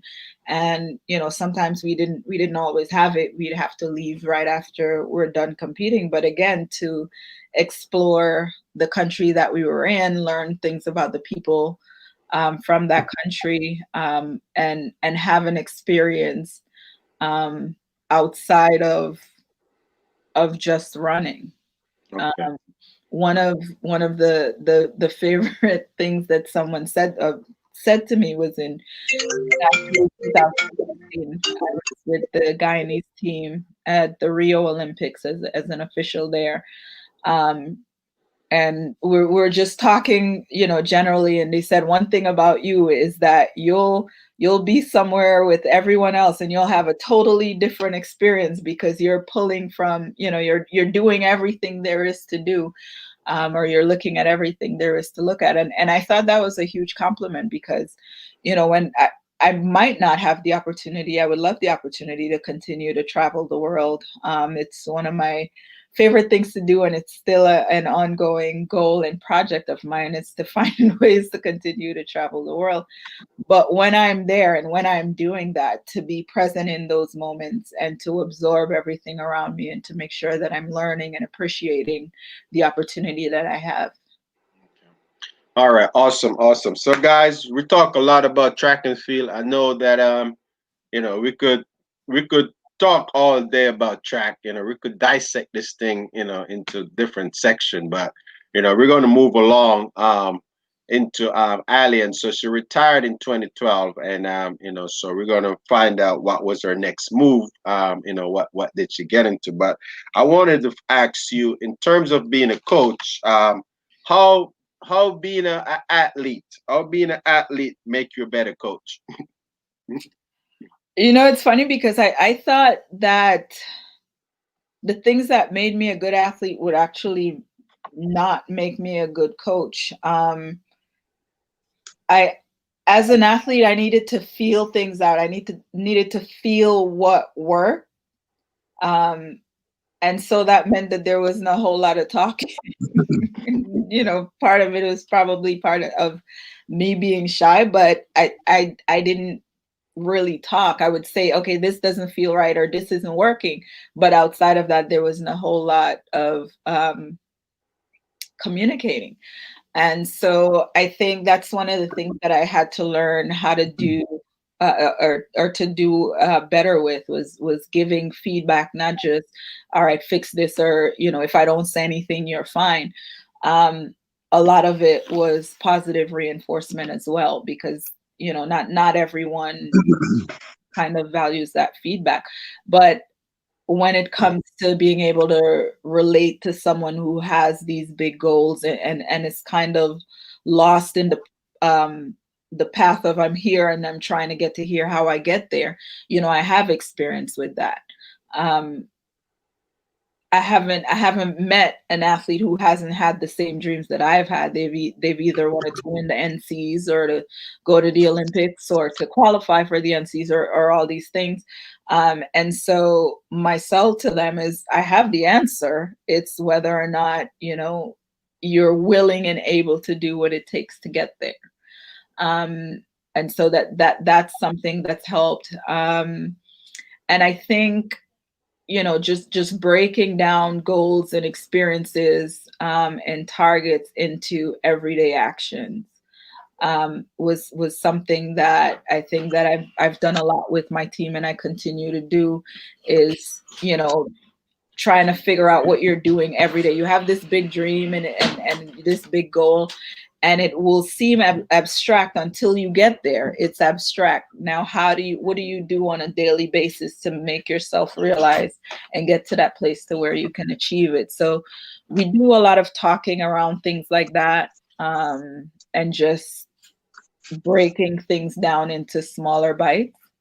All right. All right. Well, I'm just going to take this opportunity just to congratulate you of being promoted as the associated head coach of St. John University. Thank you. Obviously, they have seen something in you that you haven't seen. But just want to wish you all the best. So, in terms of your coach, obviously, since you've been promoted, what are some of your biggest accomplishments in coaching so far? Well, I just got promoted, so my accomplishments is I still go to work. But you know, the athletes in my event, and I've been at St. John's for going on 6 years, they've broken a number of the school records in almost every event group, I think, except the outdoor 400 and the outdoor 200, which I think, you know, if we had a season, we probably would have been able to do this year. But we've broken a lot of the school records, and we have every year, I think maybe except once or twice, we've had either the top scorer at the Big East Conference meet or the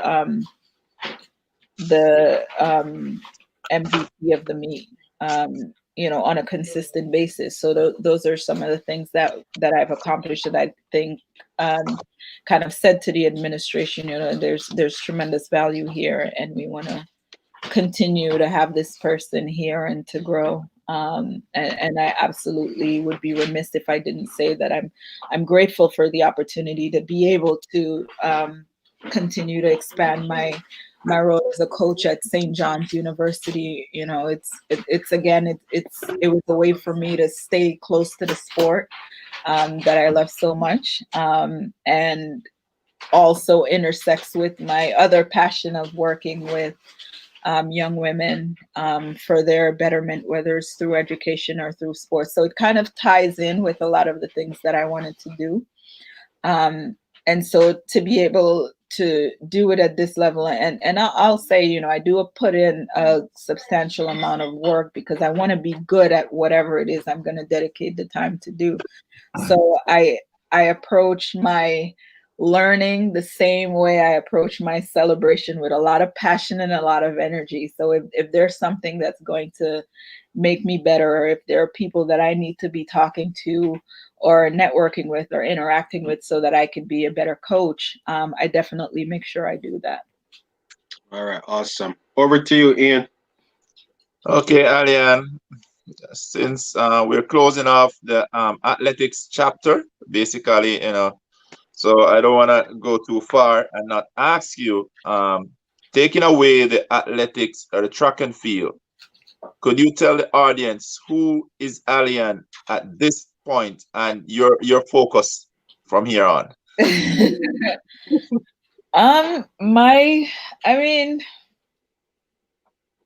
My focus is whatever makes me happy.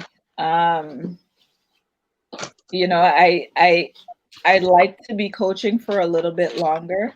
I have the competition in Guyana that I want to continue to develop to the point where it's one of the premier destinations on the World Athletics circuit, and there's definitely some work that needs to be done there. I still have 3 more years as the president of the Panam Sports Athletes Commission and the IOC's Athletes Commission, as well as, 4 more years on the World Olympians Association Executive Board. So I think that that's enough to kind of feed my passion and feed my soul and keep me doing the things that I love. Long term, I'd like to be able to retire in a small shack next to some water somewhere warm.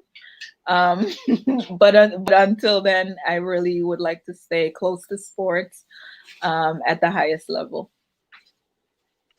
All right, good. So now I gotta ask you another big question here. 'Cause You have all the big questions. earlier, I realized you're able to pivot. So we know you can pivot. You have done that quite well. But you just naming out some of the things in terms of your focus and what you have before you. What I want to know, with all that you have 3 years here, 4 years here, that means we have a long career still left ahead of you. What I really want to know is, how are you able to balance? How are you able to balance all this and have a life? Let us know. Um, I mean, sleep is really overrated. No. I mean, some of it's entertainment for me. You know, I had a significant role at the Pan Am Games this year, for example, running the election or being part of the team that ran the elections for the Athletes Commission. But I'm still at a games competition, so just being there in itself, like that's my entertainment. If I wasn't coaching, I'd be at a track meet watching a meet anyways. To put it that way. So a large part of my social life is around sports and being at sporting activities. So I think the pleasure that I get from that plays into it. A lot of my friends are sports persons or sports fans, and as necessary when I need to get away and be away from everything else. Again, I make sure I take that time to re-energize. But a lot of what I do is fun for me, so it's not that hard to make the time for it. It's stuff that I'm passionate about, and I've been very fortunate to have what seems like a lot of things happen at once, but I feel like they feed off of each other, they overlap a little bit, which gives me some flexibility. And they're all things that I'm still very passionate about and things that I enjoy doing that I would probably do if I wasn't in this situation. All right, great. You mentioned one thing there, and this is very important. So as we do this Ian and Ian Real Talk, the whole aim about it is to really educate, inspire, and uplift somebody, especially when we could use somebody who has a testimony and a journey, and having you here before us is very good. And you just make mention just earlier about passion. And this is one of the things I just want to let the audience know. It is very good when you're able to work in your passion. And you see, it's like you just enjoying it. So for you, Yeah. it's like entertainment, Yeah. because you're working in your passion. That is so good. So, we could have you say a little bit on that later on in terms of working in terms of your passion. But what I want to go, I want to just close off the first chapter, which was the athletics, and just take a look. Say, for example, you were to have an out-of-body experience, right? And you would look back over your journey as an athlete. Is there any regret or anything that you would have changed?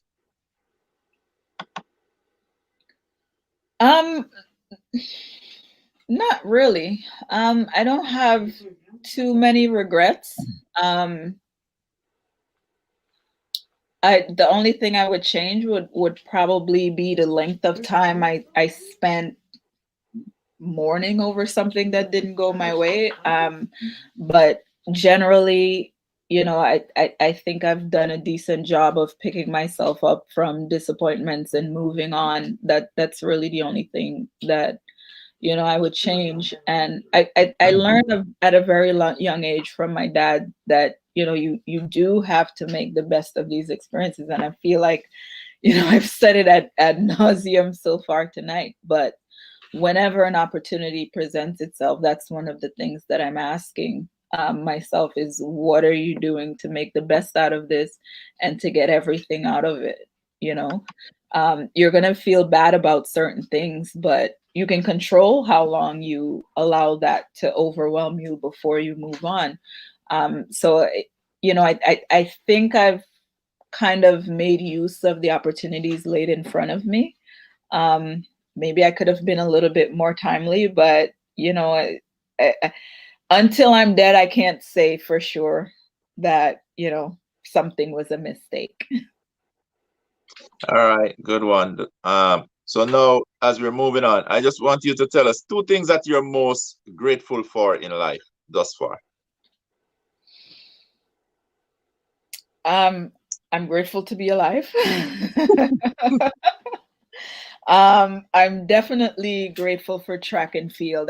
I'm grateful for that first day after I came back to the sport after losing to my little sister and sticking with it, because that's what kind of opened the floodgates to a lot of things. And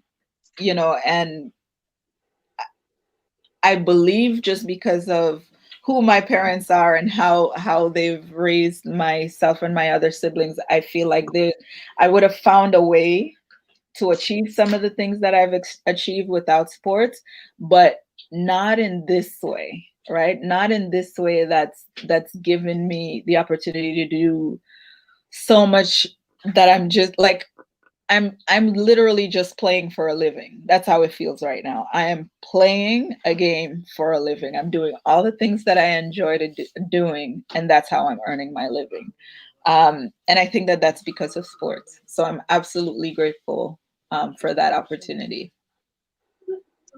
Okay, so with all the knowledge and experience that you have gained over the years up to today's date, if I was to ask you to just give a word of encouragement to some of the viewers that is watching and some of the young athletes, in terms of chasing their goal or their dream, what would that be?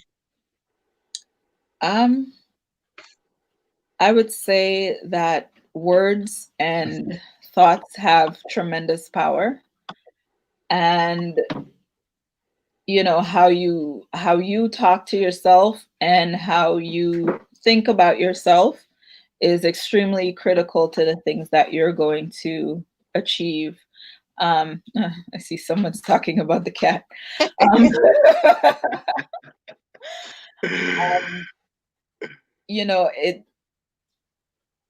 A lot of times people will, for whatever reason, they might not agree with your vision, or, the term is that they're hating on you. They don't want to see you succeed because it means someone else doesn't succeed. But for whatever reasons, you're going to have people that aren't going to be as happy for you as you should be for yourself. You're going to have people that doubt you. You're going to have naysayers. What they say should have no power over you. What you say and what you think, that's where the power is. And I think for every athlete and for every human being, really, you have to get to a point where those are the important factors. Those are the things that are going to dictate your success, not what anyone says about you. Because I can guarantee you, for every accomplishment, there was someone in my life on the peripheral or involved in it that said that this isn't going to work, or this isn't the best thing, or this isn't what you should be doing, or this isn't what you should be focused on. And ultimately, the strongest voice and the most confident voice has to be yours. Great. I hope everyone is listening to that bit of advice there, great advice. Anyway, you said they were talking about your cat, so I'm going to give you an easy little question here. I actually was trying to. This is a setup. Whenever you say you have an easy question, it's a setup. No, no, this one earlier I was trying to put a video together for you, and I came Okay. across even a photo with the cat out. You and the cat out. I feel like I know where this is going. No, I just need you to tell the audience what your cat mean to you, and just tell us about the cat. Actually, I got I was going through a really tough time in my life, and I was actually looking to get a dog because I was like, this is what bottom feels like, and I need something to replace or to bring joy to my life. And I was looking for a dog actually, and my cousin said, no, I have a litter of cats. I have the perfect one for you. She reminds me of you. And I was like, all right, I'll do that. Now, mind you, before this time, I was deathly afraid of cats. But I just turned 40, and I was putting out there that I'm gonna do all the things that scare me to death. And obviously this was definitely one of the ones that scared me to death. So I went to pick up this kitten that he had. First of all, it was the runt of the litter. It was this big. And the tail was like this long. I don't know if you noticed it, but she doesn't have a full tail. I was like, this is the cat that reminds me of you, of me. This is it. But it was good because I don't know what he saw in the cat, to be honest, that reminded him of me. But she's my heartbeat now, and she acts like a dog. She acts like a person. She goes out for walks on a leash, and she sits up like a grown person and watches TV and interrupts my webinars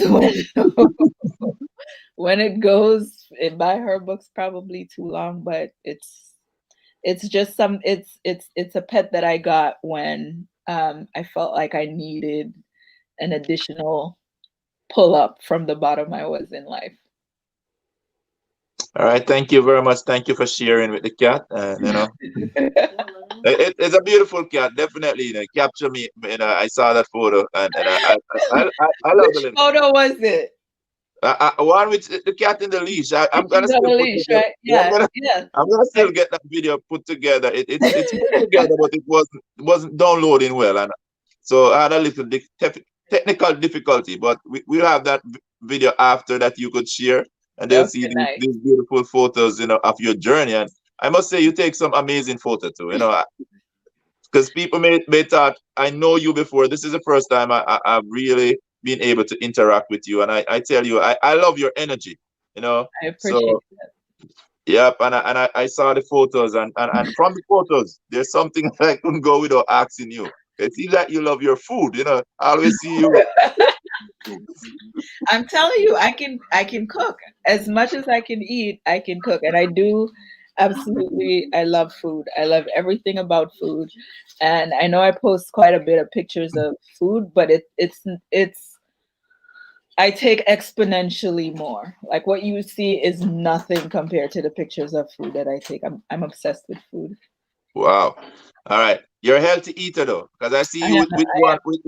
I see you with, I think that is like the lettuce doing a big jump. Yeah, and that's from my garden. I had one of the things that I did during this quarantine is I had a garden in my yard. I had lettuce, I had beans, peppers, Scotch bonnet, and weary peppers. I had a lot, tomatoes. I had a full grocery store in my yard this summer. Great. So with that, we just steer into another area, something that sadly have affected the world. You just mentioned the pandemic, COVID. COVID would have affected so many families, have affected nation. I think it's the first we have seen disease that have affected the entire world. We have the world shut down. We have school shut down. Yeah. We are living social distance. That's why I think some of these virtual meetings come so important now, that people ain't meeting each other again. So I just want to ask you a little bit about how this COVID would have affected you, especially as a coach, and also how do you deal with it? Definitely, you have told us about doing gardening. So if you want to talk a little about that, because we still have some people out there who still having issues dealing with this pandemic, and that will be my last question. And it's over back to Ian. Yeah, it's tough for a lot of people, and I don't know that there's one answer that's going to really help a whole lot of people. It just depends on the situation that they're in. I think my family was fairly fortunate. We did have a cousin that passed away in the earlier months from the disease, but for our family, that was it. For a lot of other people, they lost people close to them. They lost multiple people. So it's the effect of it is just widespread. For a lot of my athletes, and I was concerned about this, and the other coaches as well, we're all pretty concerned about it, is how it would affect not just their mental health, but their outlook on their futures now, because the world as it is couldn't continue to function in a way that was familiar to them. They're very social beings, and now they're faced with a situation where being social could kill you. So just kind of being there to help them pick up the pieces and make sense of what's going on, and then trying to see past this, because at some point we're going to get past this, and preparing them for that, and in a way that it's not just getting by on a day-to-day basis. It's about finding some sense of normalcy, so creating a new routine, and finding enjoyment in the things that we have access to right now. Like that's been helpful, and calls like this, like technology, I think has kind of saved us a little bit, because we're still able to see the faces of people that we can't see in person. So that's big, and that's helpful. But that there's still people that are going to be sad. There's still people that are going to be depressed, and there's still people that are finding it hard to adjust. And for the people that are managing, I think it's very important that for us to reach out to each other and check on, be our brothers and sisters keepers for a little bit. In different parts of the world, the pandemic didn't come just by itself. There's elections going on elsewhere. There's government changes going on. You see what's happening in Nigeria. So people aren't just dealing with a pandemic in a lot of places. They're dealing with other complications. So right now, the world is just a very difficult place to be in, for everyone. And I think just encouraging those free spirits and those people that are able to cheer people up, to go ahead and give them the platform to do that, and the ability to do that, and to as a coach, to provide opportunities where our team can interact in a safe manner. Like that's kind of gotten us through the hump. Being at practice is one of the only ways for a lot of the girls to actually be physically with people. Their classes are done remotely. They're away from their families in the dorms. So practice is really, in a good way, we're able to make the most out of it, because they're wanting to come there, but for a lot of them, it's their only access to be in other people's presence. And so knowing that, you have to kind of treat it with that importance. Thank you very much for sharing on that topic. Ian, over to you. All right. Aliann, I'm going to move along. I was going to suggest that you take a sip of your agua.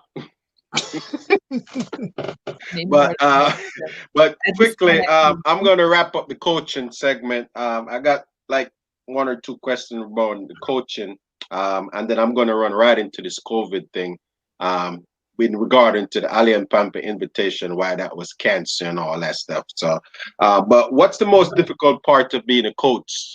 Based on you've been in it 8, 9 years now. What's the most difficult part? 6. Oh my God, 6. Well, at St. Relax. John, oh, I thought you was Don't doing age some me, other sir. coaching. Nature's handling it. You don't have to age me. Uh, The hardest part of it's not it's the hardest part of coaching is, I think, how much time is actually spent coaching. That's the thing that I do the least of.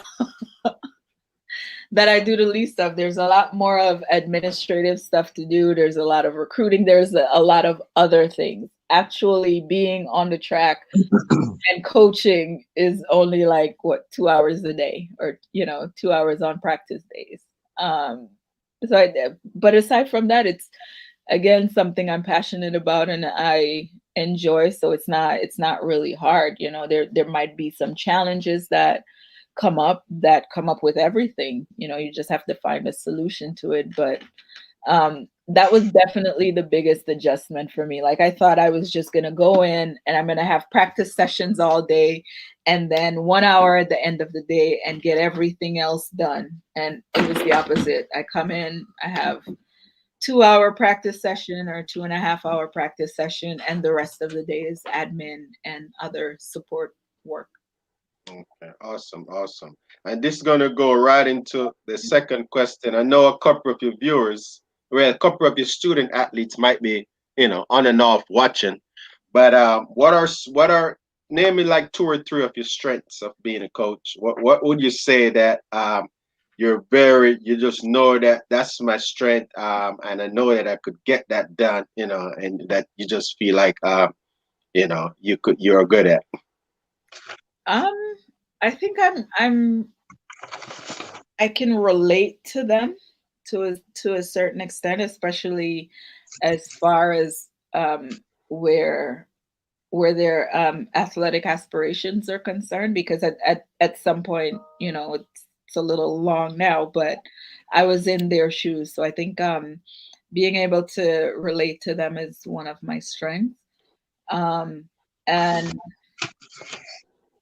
I just feel like my passion for what I do is a big part of why it's enjoyable for them as well. I don't think we have too many people on the team that don't want to be there or aren't having a good time. Yes, we're going to work hard in practice, and it's it's not going to be easy, but our communication is such that they know what to expect. They know where the door is, and but they also know that if they put in the work and they do what they're supposed to, that they will see the result. So I think a long way of saying is that I'm able to get them to buy into the torture of practice and training to be able to achieve what it is they want to. All right, awesome. And then just run right into that. I know a lot of young viewers are watching they might come across this video or this podcast at some point. So, student that are looking that might be interested in coming to St. John, what would be your advice for people that might be interested in student athlete that might want to for you to coach them? They might just watch this and just say, look, I would love for her to coach me. Or some parents might be watching it and saying, look, I would love to send my daughter to this Olympian. She got a lot of experience, and she, based on her journey, what advice, what would you want to say to anyone that might just thinking about an opportunity for you to attend St. John University? Definitely reach out to us, the Red Storm Sports website, and find the sport. You can easily get my contact information by going on that. But in terms of being there, it just like anything else, it's not a walk in the park. I have high expectations for the members of my team, and not just the ones that are there, but St. John's University has never won the Big East title on the women's in the women's at the women's competition. So it's definitely something that's been on my radar to do. So none of it's going to be easy. It's not always going to be fun, but it's going to be worth it. And, you know, because of the culture of our team of producing not just, you know, good athletes, but well-rounded people, you know, we focus on their education and value their education as well. I think we have more well-rounded people leaving our program than a lot of places. So that's definitely one of my selling points, is that you're not just coming here for the one thing. You're going to get um, the full table of services. All right, all right. And in terms of the coaching, do you coach male and female or just female? So we only have a women's team. The men's program was defunded in 2007 or so. So right now it's just Okay. a women's program, and I coach the sprinters, hurdlers, and in the preseason I coach the jumpers as well. Okay, okay, awesome. So I wanted to just move along in regard into the Aliann Pompey invitation. We're just going to move along. I want to talk to you a little bit about that. Obviously, the Pompey AP invitation was canceled this year, like just like many meets. And I do believe that I wanted to share clip of just for you when you got a chance to let's let the world know that you know you was gonna have to cancel the meet this year. I think I got a little highlight of that, so if you don't mind, I could share it real quick and I ask you. We'll talk a little bit about the invitation, what it means to you and what you're looking forward for. We know that happens. And this was you and your your Given the announcement by the IOC a few days ago, I think it's only natural that we follow suit. You know, it's a worldwide pandemic. It's affecting everyone, and the biggest problem about it is that we don't know when it's going to end. So to say, you know, when the actual date would be a little bit difficult. So I think the best decision is at the time is the one that we are taking, which is to suspend the meet indefinitely pending the announcement of the new Olympic dates. I realize how many people are affected by not just this, but everything else that's going on. So we're mindful of that, and we promise to keep not just the ice, but the different stakeholders updated and involved every step of the way.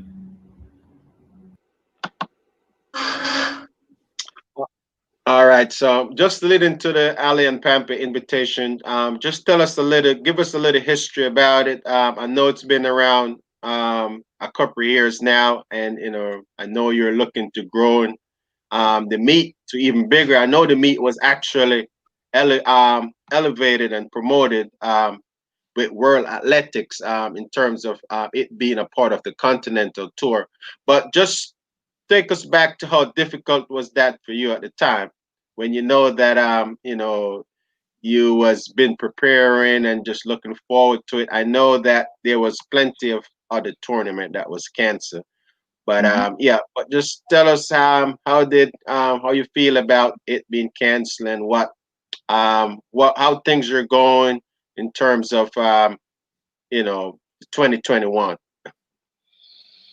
Um, I think when it was time to decide to cancel it, it it was something that had to be done for the safety of everyone involved. There was too much uncertainty. The Olympics had been canceled or postponed, and for the foreseeable future, the border, the Guyanese border, was going to be closed. So it wasn't necessary. It was a hard decision because of what it meant, but it wasn't a hard decision to make because there was no choice. Um, just, you know, in line with keeping everyone safe. Like you said, a lot of planning had went into it. We were on the World Athletics Continental Tour, so we had a number of new sponsors on board. We had a pretty decent roster so far of people that were going to compete, and it was within the qualifying time period for the Olympic Games. So it meant that, people who needed to run the standard could have done so at the meet. I don't really see it as a big loss in context. Everything changed this year. Everyone went through something this year. So I haven't really belabored the experience and thought of it as, there was this sad thing that happened and we weren't able to have the meet, there's still people that supported. There's still people that are on board with the vision, which was to, initially to provide a platform for the Guyanese athletes to compete at a high level at home by bringing some of the world's best to Guyana. Guyana is a huge track fan country. Like we know all the athletes in Guyana.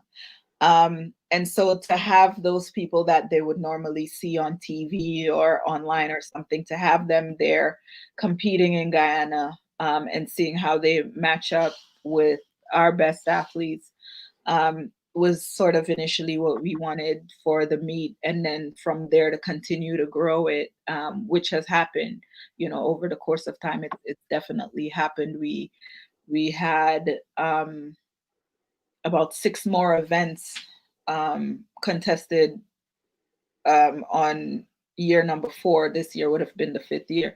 On year number 4 versus the first year, we had almost twice as many countries the 4th year versus the first year. So there was definitely measurable growth. The prize money went up year 1 versus year 4. The caliber of athlete, everything improved. So the growth was there. It's clearly a very fertile country for the sport and for it to continue. And I think that once outside opens up, once we're able to safely host competitions of that size again, I don't think we're going to have a problem with the sponsors coming back to the table.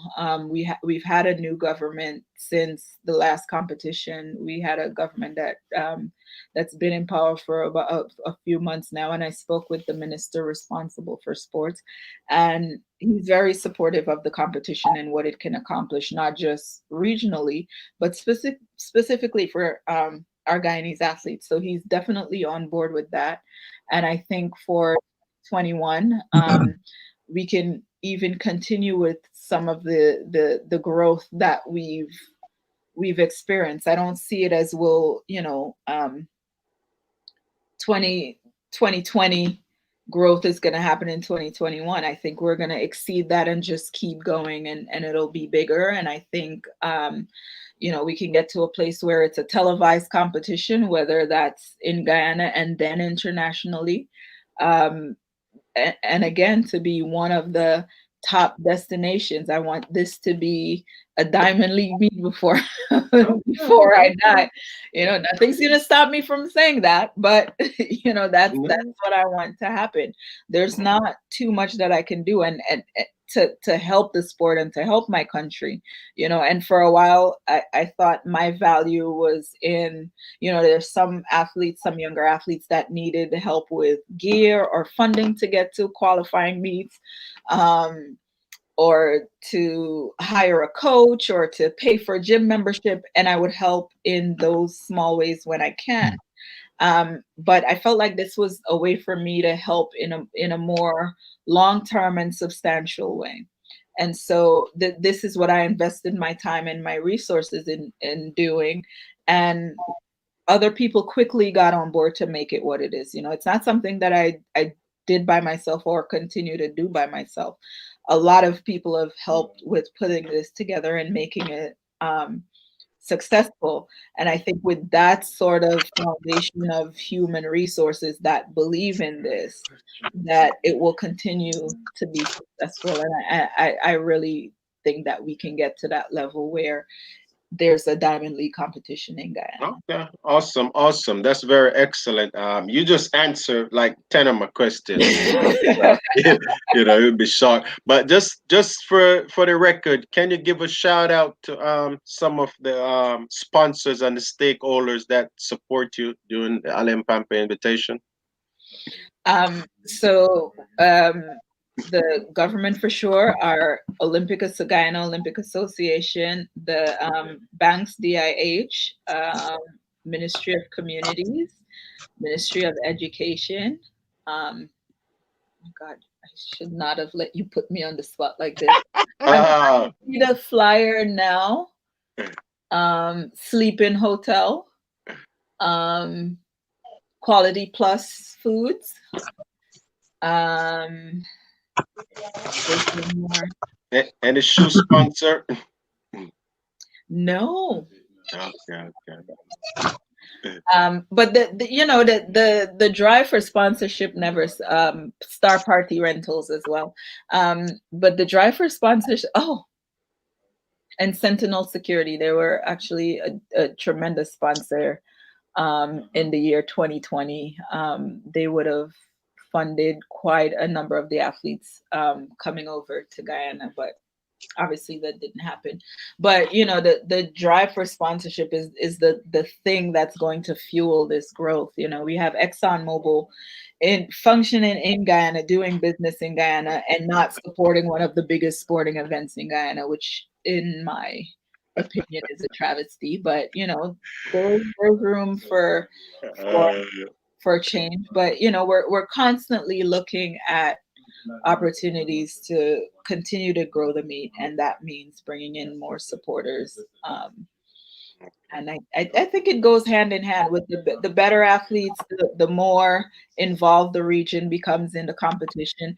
And next year is a huge opportunity because, as you know, there are actually fewer meets now. So there's the Olympic standards are harder, but there are even fewer opportunities for people to qualify for the games. So now that this is also still on the table and it's still something that athletes can use to qualify for the game, I think that makes it attractive in a year where it's really necessary. We really need more meets, not less. Well, I just said that, we're the saying is out there now that we need more Aliann Pompey meet needed in the Caribbean. So, we need more like you. You're a great example for the Caribbean and what you're doing. So I just want the viewers just to see what it's like to see what the Aliann Pompey invitation has done. And I'm going to show one more clip. I'm not going to ask any question. It's going to go right over to Ian after the video ends. But I just want to share this little clip of the event. Fourth Aliann Pompey Invitational Meet continues to showcase and create openings for local athletes, but if Guyana's continued hunt for its first Olympic gold medal is to yield fruit, then hosting many more similar events is critical. The meet saw participation from several countries where Guyana gave a remarkable account of themselves while at the same time competing with international athletes. Speaking with HGP Sport gold medalists at the 2002 Commonwealth Games in Manchester, Aliann Pompey said she is continuing her dream of helping Guyana realize their full potential athletics. We had about 4 or 5 Guyanese guys in the 100-meter finals all fighting. It was a very close race.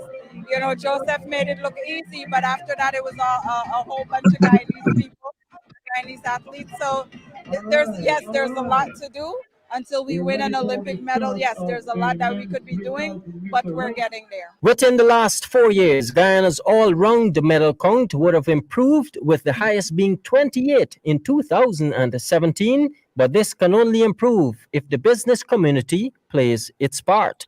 Pompey reiterated that garnering financial support for a meet of this magnitude has its challenges and so is dealing with Corporate Guyana. It has its challenges. A couple companies in corporate Guyana have stepped up, and there's been companies that haven't. I felt, one I'm not.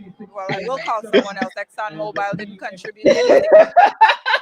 And I think it's part of their corporate responsibility to give back to the Guyanese athletes in the Guyanese public. And they absolutely should have. I don't understand by what metric they decided against contributing to the AP Invitational. With that, have you tried? Of course I tried. I've been trying for 2 years and they haven't responded. That being said, other people have stepped up. Bank Sentinel are two examples. We've had smaller businesses in Guyana come out and support Mid-Atlantic Oil and Gas, but the people that are coming into Guyana and benefiting from Guyana's resources, they have a duty to also put up that money, right? They have to give back to the community that's given to them. In recent years, Guyana has begun to turn the screws, fielding healthier contingents in various overseas engagements. Jaden Samuels, HGP Sport. And I stand by that. Listen, guys, since the oil discovery, Guyana has made Exxon a ton of money, right? And they have done some things. They've done some things in Guyana that benefit specifically Guyanese people. They can do more. Absolutely, they absolutely can do more. So it was, and you, I actually haven't seen that clip before, but I can hear it in my voice. I was up for like 3 days in a row, and I can hear the strain in my voice. I'm looking at it like, why didn't someone tell me to go to sleep? I look so tired and haggard. But like I said then, and I'll say now, a lot of people stepped up to make it possible. It wasn't a situation where it was even worth it to spend a long time thinking about or talking about the people that did a lot of good. Companies, governmental and non-governmental agencies, the Olympic Association stepped up and closed the gap significantly so that we were able to have the event at the high level we were able to have it. And one of your athletes, Ian Weekly, participated there, the hurdler from India, and that just went over really, really well. He did well. The Guyanese public loved him, and I know he had a really positive experience there. So there's tremendous value in it for everyone. And again, because Guyana is such a big track fan community, that it makes sense. It absolutely makes sense. And right. you could tell her, I know you see the passion, and you see a different Aliann when she needs what she wants. That wasn't the shy Aliann that we watched in that interview. Shy mouth don't get fed. All right, Aliann. So you almost got into the question that I had waiting for you here. So I just want to say I'm proud of what you have done, your accomplishment, and what you're bringing to Guyana and back to your home country. I said, to who much is given, I guess much is also expected, and you're doing your part. You're playing your part. And what I want to ask you is, could you just tell us some of the top athletes that you have been able to attract, and some of those that you're looking forward to attract for upcoming meets? We're looking to attract all of them. All right. all the Olympic champions need to come to Guyana. But we've had Kim Collins was there, Karani James was there, Rochelle Clayton, who won the bronze medal in Doha last year, was there last year. Actually, she was there for the last 2 or 3 years. We have a number of athletes from all over the region. We've had the athletes from Cuba come to compete, Colombia, Brazil, US, Jamaica. And in terms of who we're looking to attract, again, we're looking to attract everyone. We don't plan on kind of forgetting the grassroots element of the meet where everyone in the region is welcome, but at the end of the day, you know, if you're trying to do a Diamond League sort of competition, obviously we want to keep attracting the best of the best. Okay, next question is, on the ground there, on the sides of Guyana, could you tell us, you know, of any future prospect that you probably just eyeing right now? They're basically peaking. Do you have any such name, if you want to call one or two, not to leave out anybody, but just somebody that come to mind that's doing exceptionally well right now? I think we have a number of them that are doing exceptionally well, and given the competitive nature of recruiting this year, I will refrain from naming them. Great. In case some other college coaches listening to this. But I will say that, you know, right now we have two of the Guyanese athletes that did well as juniors that are on St. John's University team, in Onasha Rogers and Avon Samuels. And Avon, I think, was the bronze medalist in the 400 at the Big East this year. And both of them have run personal best since coming to St. John's, which is, you know, another of my selling points is my athletes do perform better than they have. They always leave better than I got them. And those two young ladies are doing an exceptional job of kind of developing themselves to be better people, both on the field of play and in the classroom. So I'm extremely proud of them. And I'm mentioning them in particular because you're asking about the Guyanese athletes, not to leave out the rest of my team, because I'll hear about it in practice tomorrow. But, you know, as far as developing athletes and continuing to help further the reach or the opportunities for Guyanese athletes, I think this kind of goes hand in hand with that, because we're able to bring them into St. John's and give them this tremendous opportunity to gain a significant education and to compete like they want to. Basically, you answered the next question that I have, because I wanted to ask you what does this event mean for the Guyanese? You know, you bringing such event there. You know, so anything else for them? And you know, just generally, I think the exposure is good. I believe it was our second year, we had a number of athletes that were just transitioning out of the college scene into the professional circuit. So some of them still had their college coaches there with them at the meet.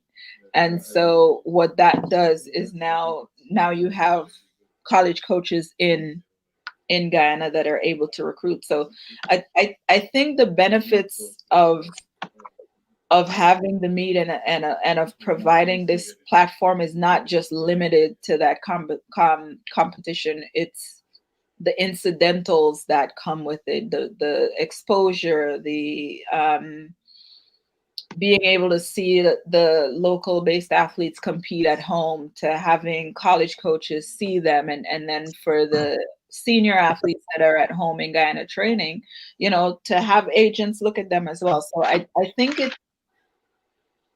it's you know, it's one event, but it's kind of a multi-pronged benefits to this one thing.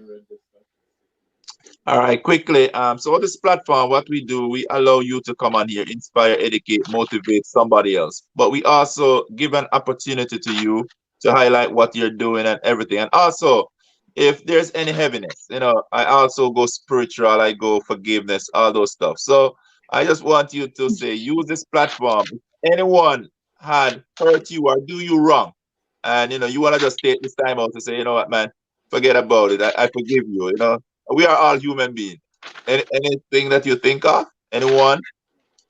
That I have to forgive?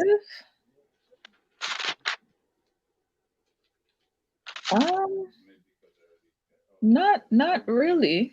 I'm not big on holding grudges.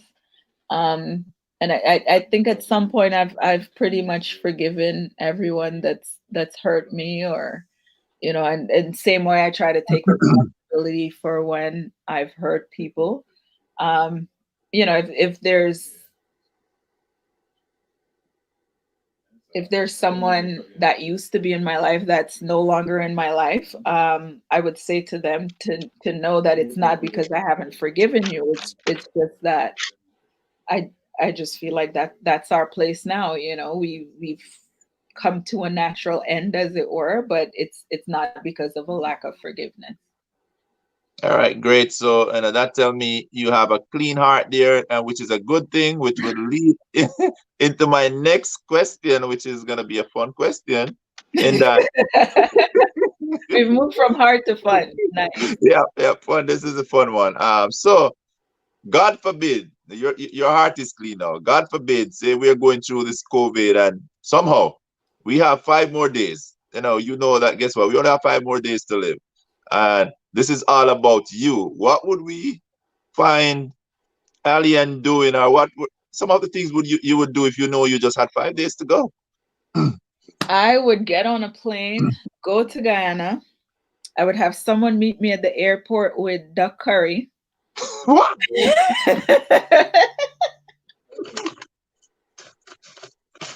I would drive to my happy place on earth, which is Panam.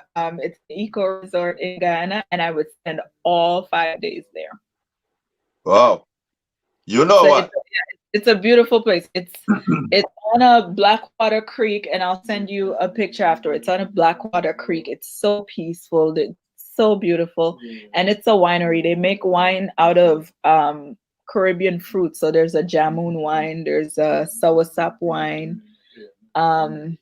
Delicious. That's how I'm going out at Pandama Resort with duck curry, and all the wine I can take. Could you repeat the name of that resort? Pandama. Oh, almost to the pandemic. So guess what? Don't say that. Don't link the two. Don't link the two. No, I'm not linking it. I'm not He linking doesn't mean it. But guess what? What I'm saying now is that you just pick up 2 challenges right there. You just talk about duck curry. You gotta introduce me and Ian to duck curry now, because You haven't been living. You haven't been living. Is that a brand or that's curry duck? First of all, it's duck curry. There's no debate. We're not doing this. All right. Tell us about it. Tell us about I do it with the Trinidadians all the time. We're not doing it tonight. It's duck curry. If I say it, it's duck curry. You can say what you want. But you are not living life if you have not had duck curry, especially a Guyanese made duck curry. And I actually talked about this. I used to talk about it a lot. And every time I go to Guyana, I would post that I'm going to Guyana to get duck curry. And I landed there one day, and someone that works at the airport said to me, "My mother cooked duck curry. If you wait here for 30 minutes, I will have someone bring you some." And you talk about living a clean life. My greedy self, instead of thinking of all the bad things that could happen, I was like, sure, I have 30 minutes to eat from a complete stranger. And I had my duck curry. And the second experience with that, and this is why, I feel so comfortable saying that I want this meat to be a Diamond League meat, because these things happen. Same thing again. I put it out there, a duck curry. 2 years ago, I was invited to be the judge at a duck curry competition. Well, I was in heaven. I thought I was going to cry when I heard. I was in heaven. Guess what? The next duck curry competition, you can bring me an Ian. No, we want to know. Is duck curry on the athlete menu over there? Is that something that everybody get the chance to eat when it comes to Guyana? It could be. And last year actually, someone brought I call it a community pot. It was gigantuum, and they just brought a whole pot of duck curry and roti, and whoever was there had. Some of the athletes had, but I know some of them had some social events after the meet, but the athletes that were there were able to get some duck curry. All right, quick one, because since we're into the food thing here, you just mentioned roti. My wife love roti. I don't know. She just love roti, but I know we have the Trinidadian roti, the Guyanese roti, But what make your roti special? And another thing before we go into the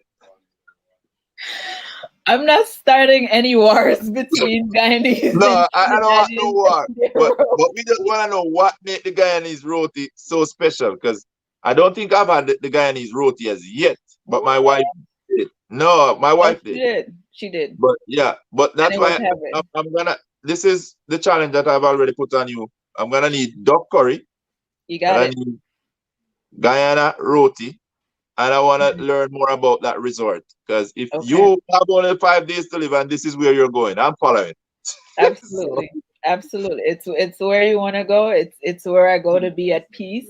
And there were a couple times where I needed everything to stop and just be still, and that's where I would go, and I would be re-energized when I leave there.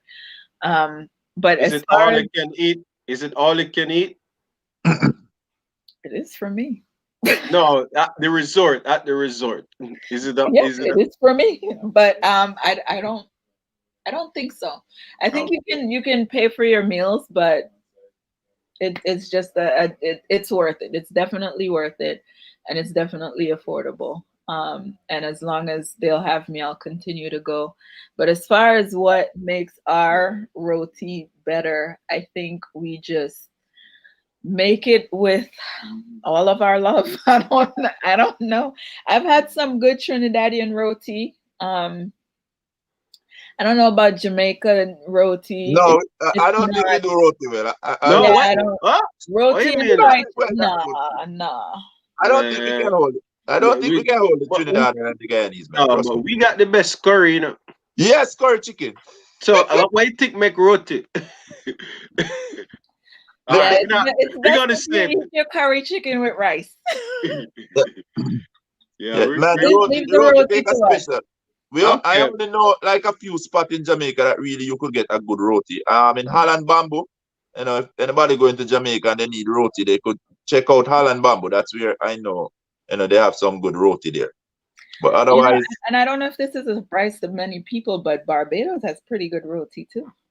Yeah, man, yeah. I gotta start going around and start tasting Yeah, these different cooking stuff. Traveling, man. Alian yeah, is Yeah. a you have traveler. to.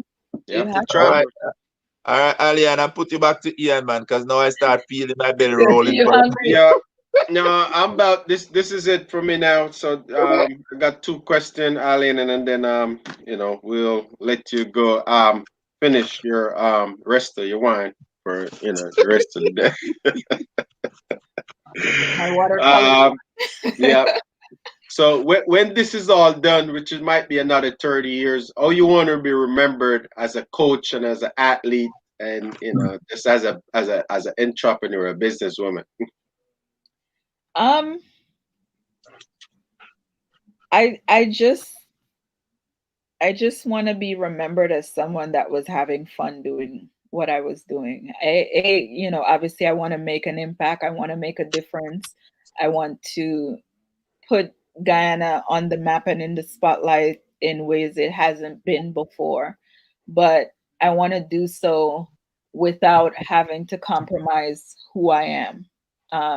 I want this person to be the one doing that. I want to be true to myself for that entire time, because when I go to sleep at night, I'm alone in my head. I need that to be I need that to be a safe space. So I would say I want to continue to have an impact and be remembered as a person of integrity, and a person that did things the right way.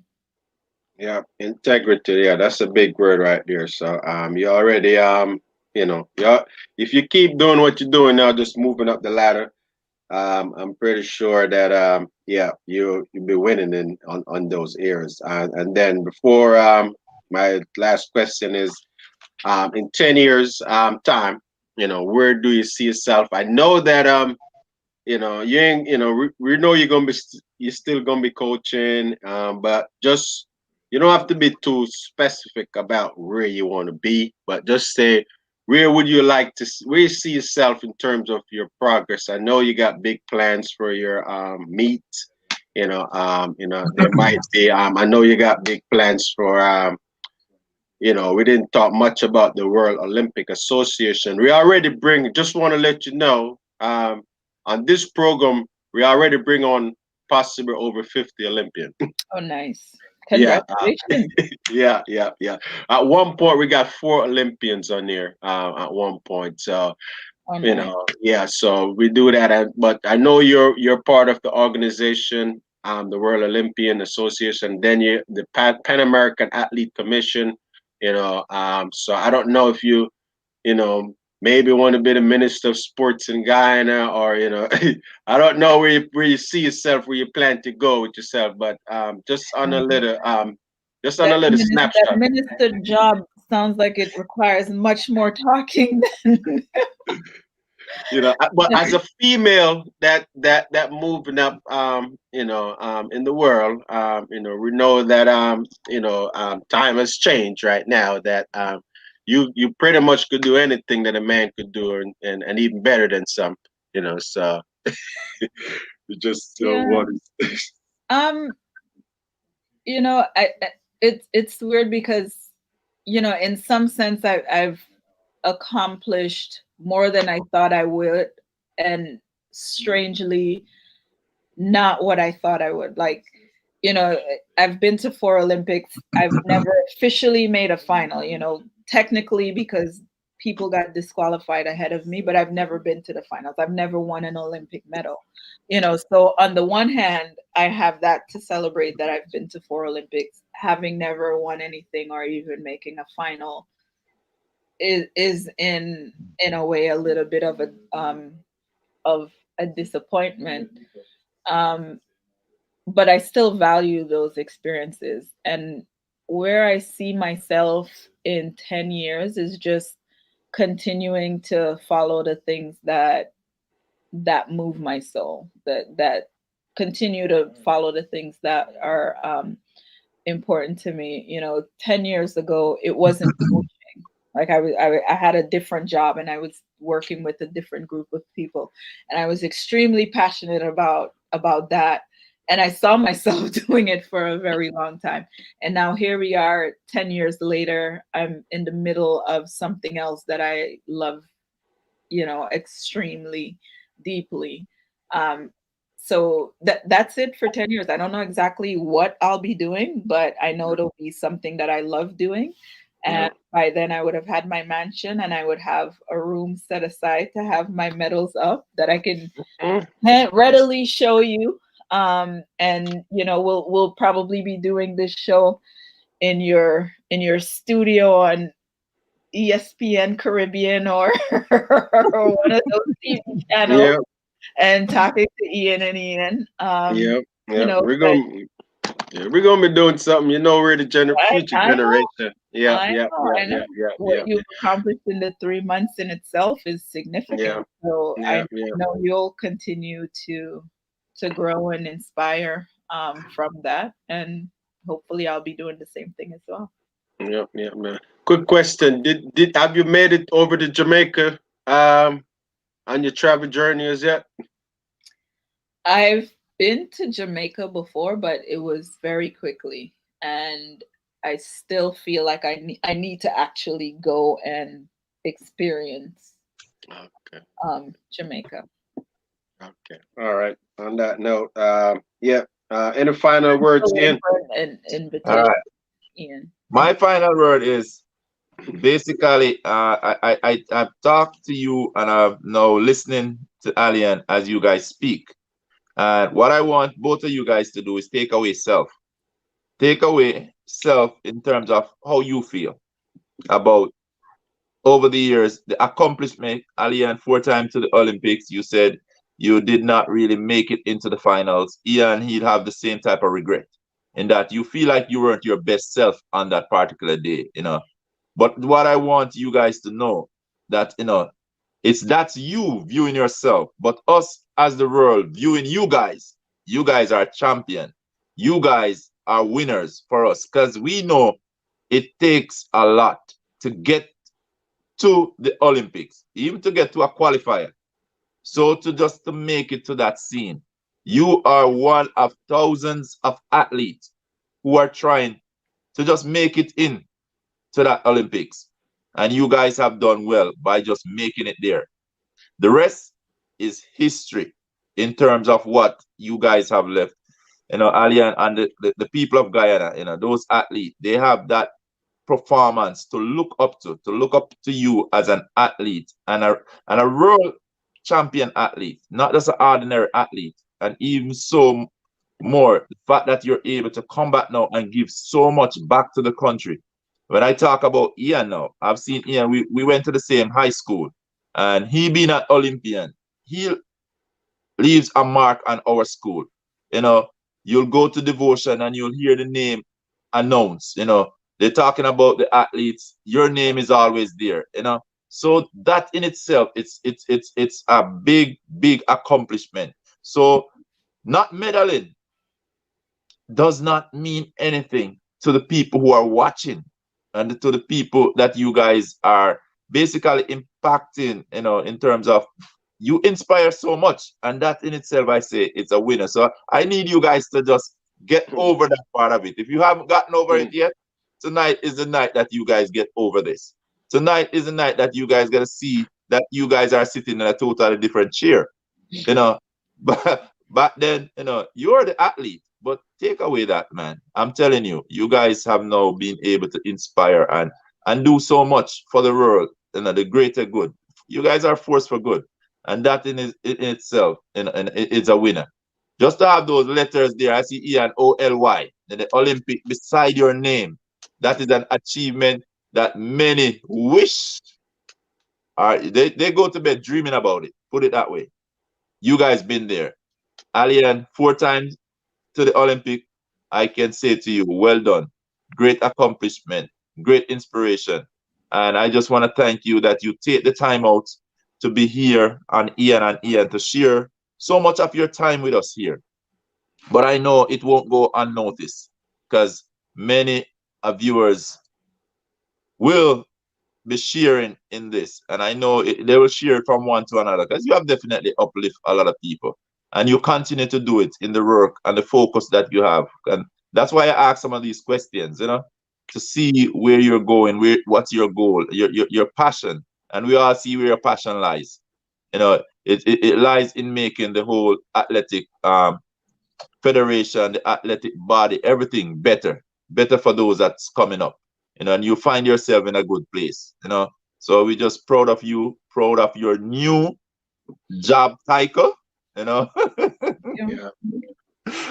and we expect to see a lot more from you. And we just want to say, man, we thank you and we appreciate it. So thanks to you, thanks to our audience, thanks to the followers, and I just want to say, continue to live in your greatness. Thank you. Thanks for having me.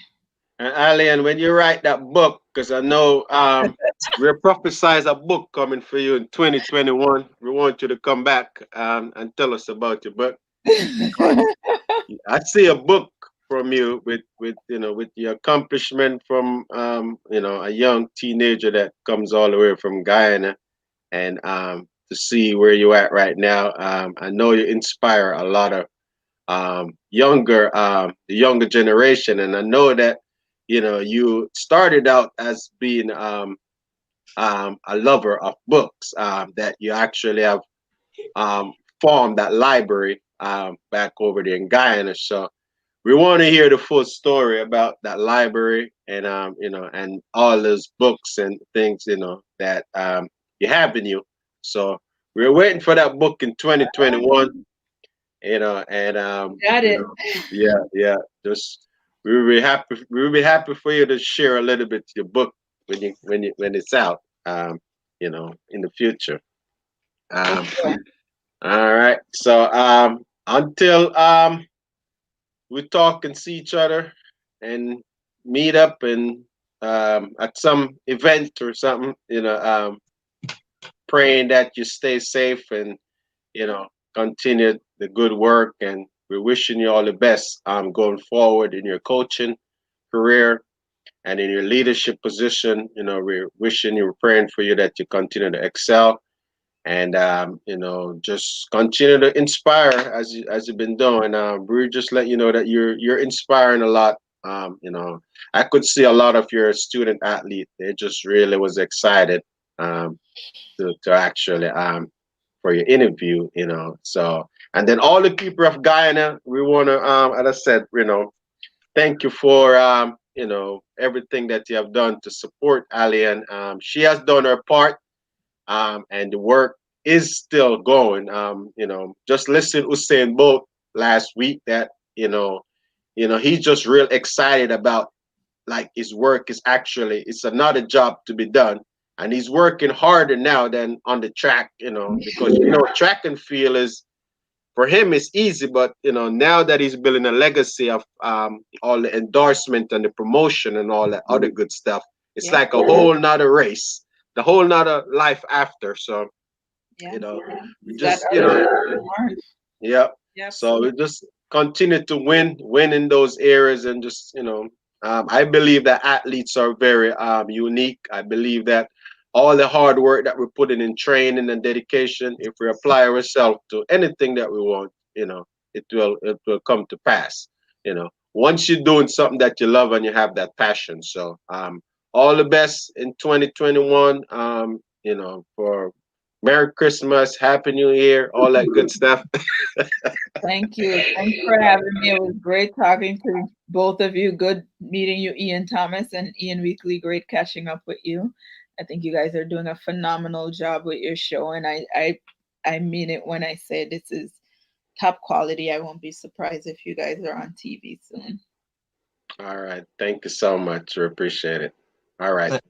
Guess what, Ali? I know you're gonna go up, but before you run, just the audience over there, that your student, your athletes, just give them a last word. Practice is at 9:30 sharp tomorrow. Yeah. I don't think they want to do that. Rain or shine. Yeah. Monday morning, be out there. No excuse. Don't stay up late. Yeah. You know, they may be watching right now, Ali, like, she's going 3 hours. I hope she oversleep.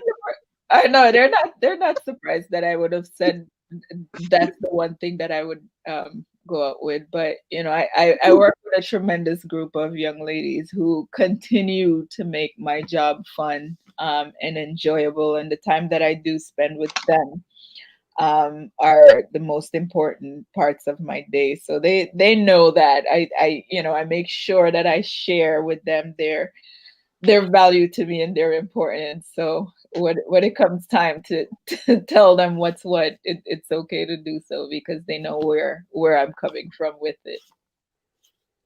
And thank you. And we thank those student athletes to just allow us to have you. You have a blessed one.